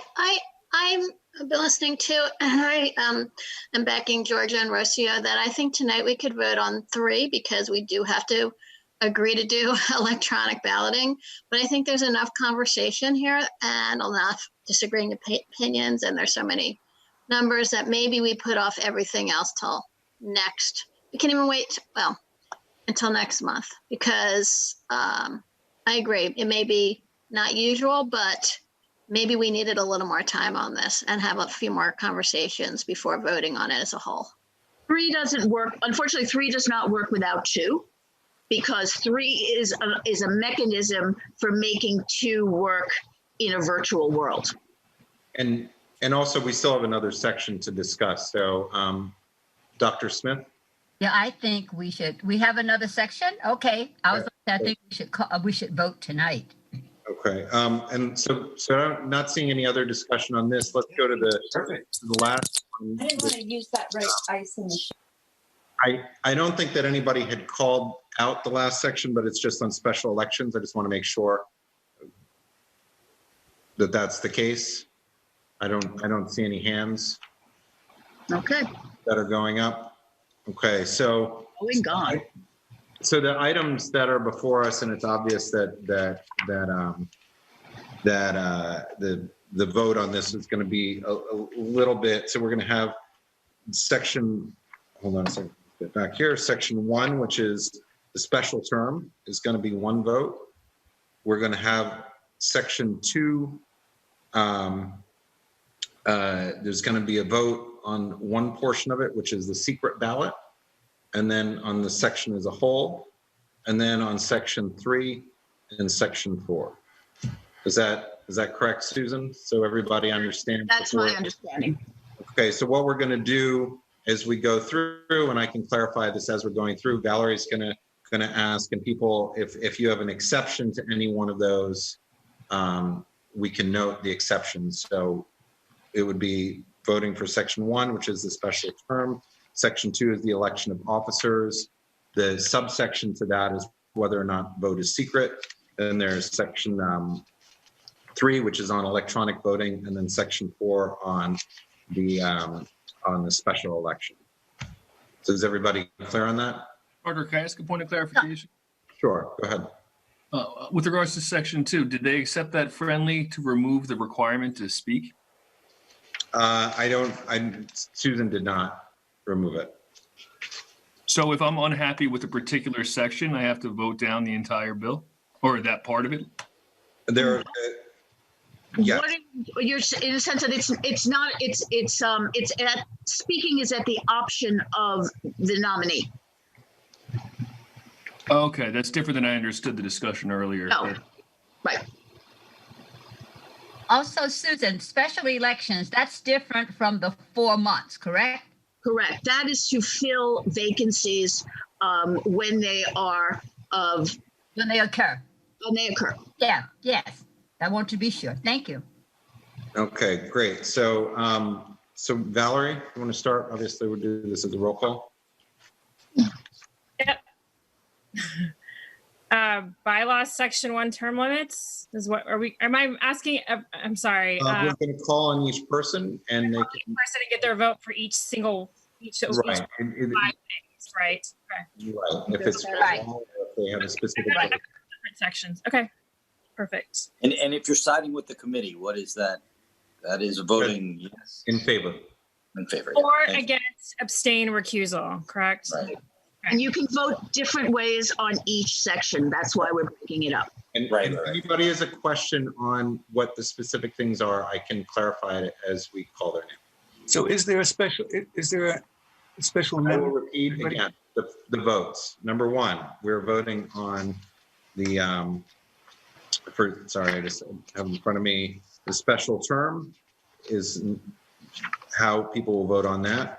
Section 2 is the election of officers. The subset is whether or not it's secret. Right.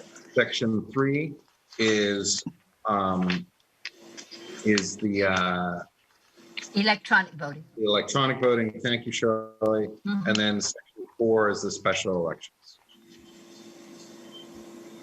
Okay, Valerie? Great. Aquila Asqui.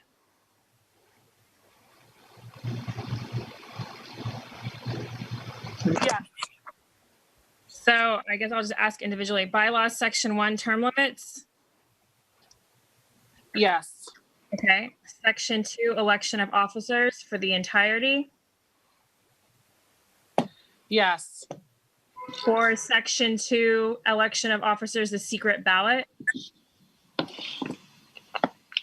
Yes. Bylaw section 3 electronic voting. Yes. And section 4 special elections. Yes. Great, thank you. Point of information. Yes, go ahead, Matt. Sorry, I think when you phrase it as to vote yes on the secret ballot, voting yes would be voting against the. Voting yes would be with the board, with the committee, or without. That's correct, with the committee. Okay. And also, if people, you can jump ahead and say if you support all of them as well, just in the interest of time. Yeah, that would be great. Yeah, yeah, great. Yeah, if you support others, one you want to call out is voting differently, then please do that, and that'll make us go quicker. Not that I don't mind getting each individual. Individually, just don't need to speak it out. Okay, William Benesh. I vote yes to all as written by the committee. Great. Okay. Keenberger. Yes to all. Thank you. Carter Booth. Yes, except for the secret ballot. I vote against that. Which number is the secret ballot, Valerie? It's section 2, and it's remember, we're voting on section 2 and 2 separate things. One is for it holistically, and then one is for just the secret ballot.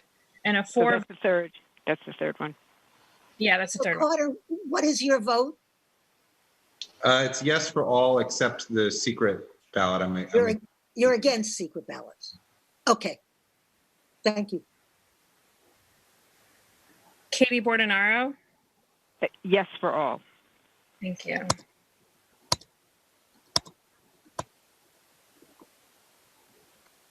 Okay. Anita Brandt. Yes for all. Thank you.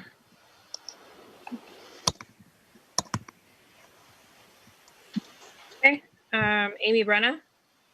Yeah, no on section 1, yes for everything else. Okay.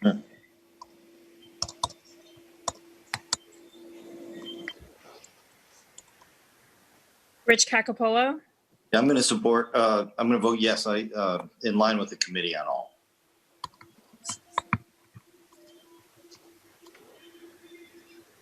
Coral Dawson.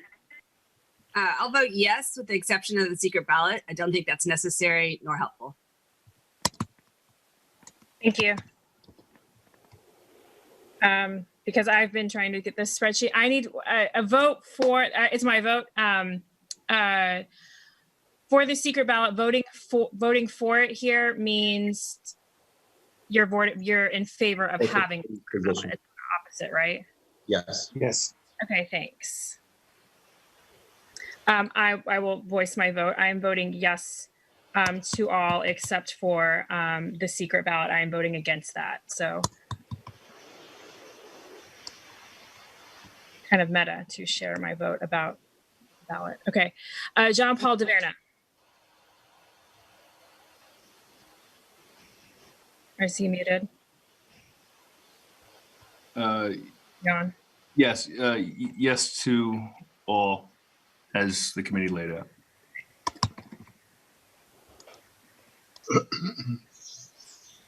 Okay, Doris Diether. Let me make sure she's unmuted. Doris, I think you have to dial *6 on your computer. On your phone. *6.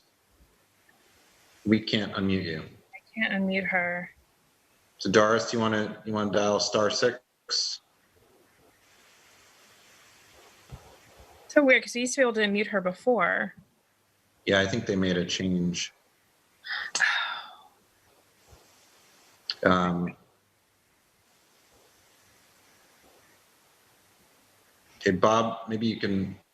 Bob, maybe call her on the phone while we take the rest of the votes, maybe? Well, she's on the phone right now for the meeting. Okay, we'll circle back on that. Bob Ely? Yes to all. Thanks. Okay. Mar Fitzgerald? Yes to all. Thanks.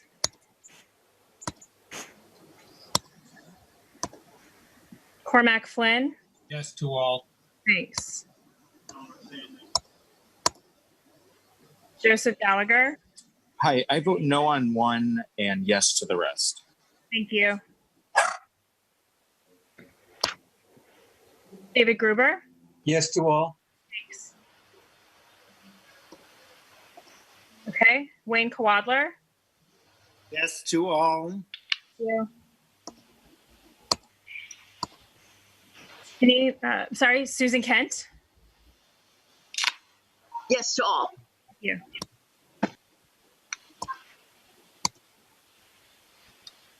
Janine Kiley? Yes to all.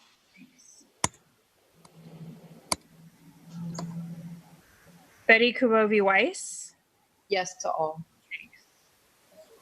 Michael Levine? Excuse me. Yes to all. Janet Liff. No to one, yes to the balance. Okay, no to one. What about to section 2 as a whole is also voted on separately? Yes, that's fine. And you said no to the secret first. What's that? Just the first. No to the first one. So not no to the secret ballot. Correct. So yes. So there. Okay, got it. Sorry, got no for number 1 and yes for everything else. Got it. Ed Ma. Yes to all. Great. Matt Metzger. Yes to all.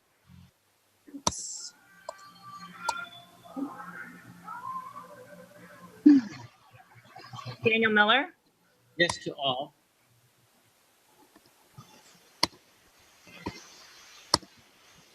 Brian Pape. Yes to all. Donna Raftery. Yes to all except the secret ballot. Okay.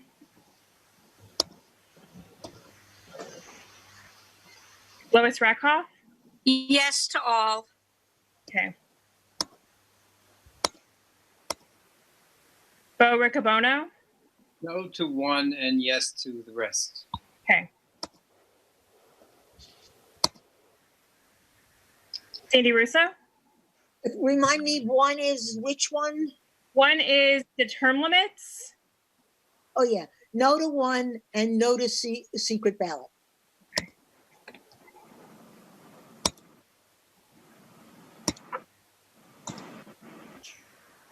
Great.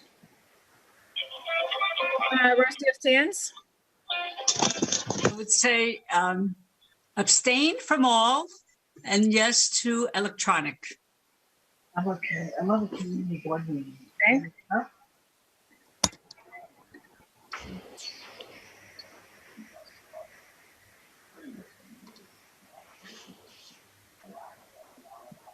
Great. Scott Sartiano. Yes to all.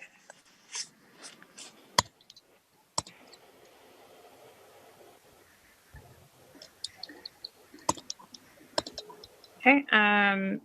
Shirley Secunda. No to one, yes to the rest. Thank you.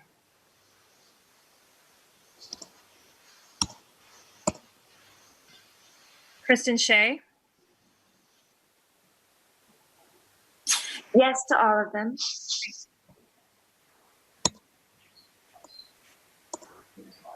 Frederica Siegel. Yes to all.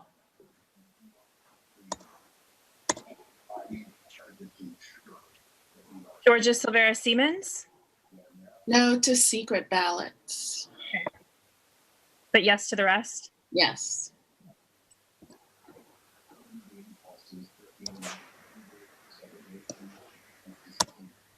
Dr. Shirley Smith. Yes. Term limits, no. Term limits, no. Okay. No. Secret voting, no. Electronic voting, yes. Special elections, yes. The first 3, 4, the first one, you got it, right? Term limits, no. Elections, no. The first part, the subsection, secret voting, no. Electronic voting, yes. And special elections, yes. Chenault Spence. Yes to the committee's recommendations and yes for secret ballots.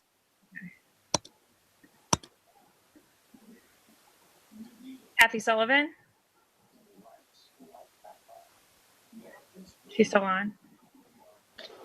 Kathy, she was. Hi, I'm not muted. It says I'm okay. Can you hear me? Yes. Okay, so no to one, no to special ballots, and yes to everything else. Okay, no to one and no to special ballots. No to term limits and no to special ballots and yes to everything else. Okay. Right. Thank you. Eugene, you?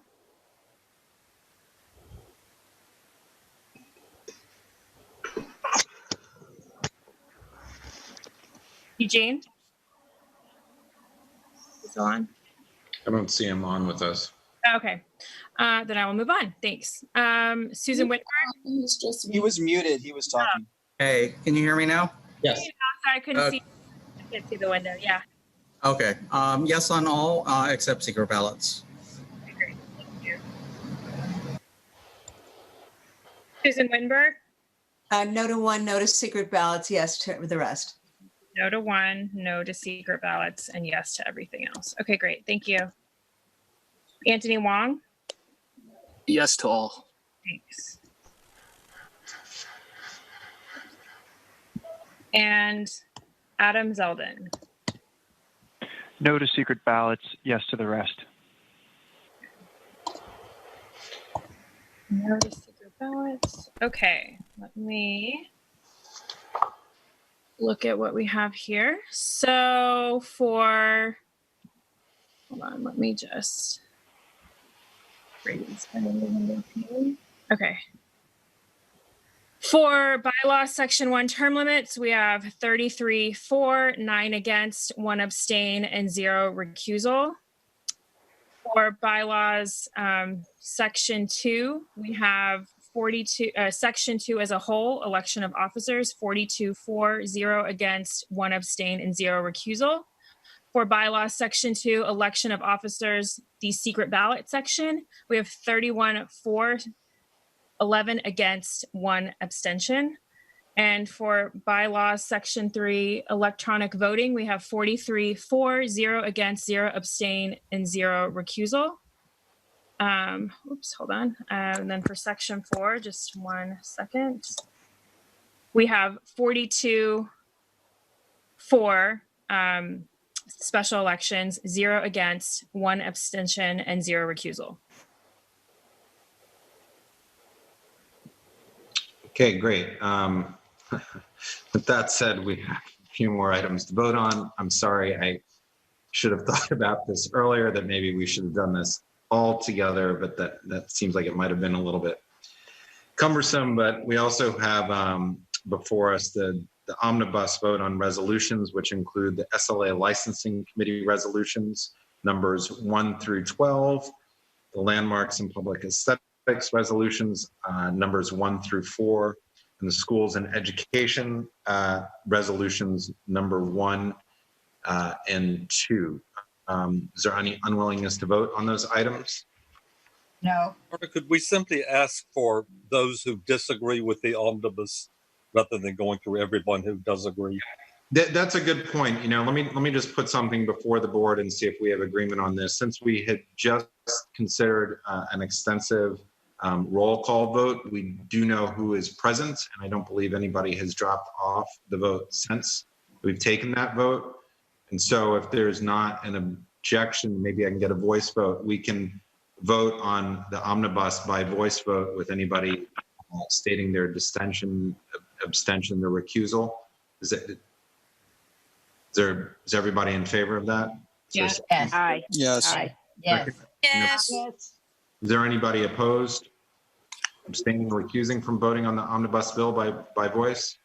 No. Okay, I don't hear anybody. Okay, so all those favor of the SLA license committees 1 through 12 items, resolutions 1 through 12. Excuse me, the landmarks resolutions 1 through 4, and the schools and education items 1 through 2. All those in favor say yes. Yes. Yes. Aye. Yes. Yes. Yes. Then Yes. Yes. Yes. Yes. Yes. Yes. Yes. Anybody opposed? Okay, any abstentions or recusals? And Joe, your dog, you know, he was barking. Okay. All right.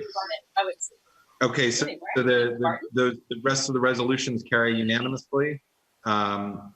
You know, I just want to conclude this meeting, and again, you know, my thoughts are really about Tom, and I'm really going to miss having Tom on the board. It's something that, you know, he's a very active member of the board, and somebody that transitioning to electronic or, you know, meeting on Zoom really just changed the dynamic with Tom a lot, but I do miss seeing him. And I thought I'd end on that note. Is there a motion to adjourn? Thanks, Motion to adjourn. Rebecca. Yes. Okay, thanks So everybody. moved. So moved. Second. Yeah. Yep. Good night. Good night. Au revoir, Good night. everybody. Good night. Thank you so much. Don't forget to vote. And to fill out the census.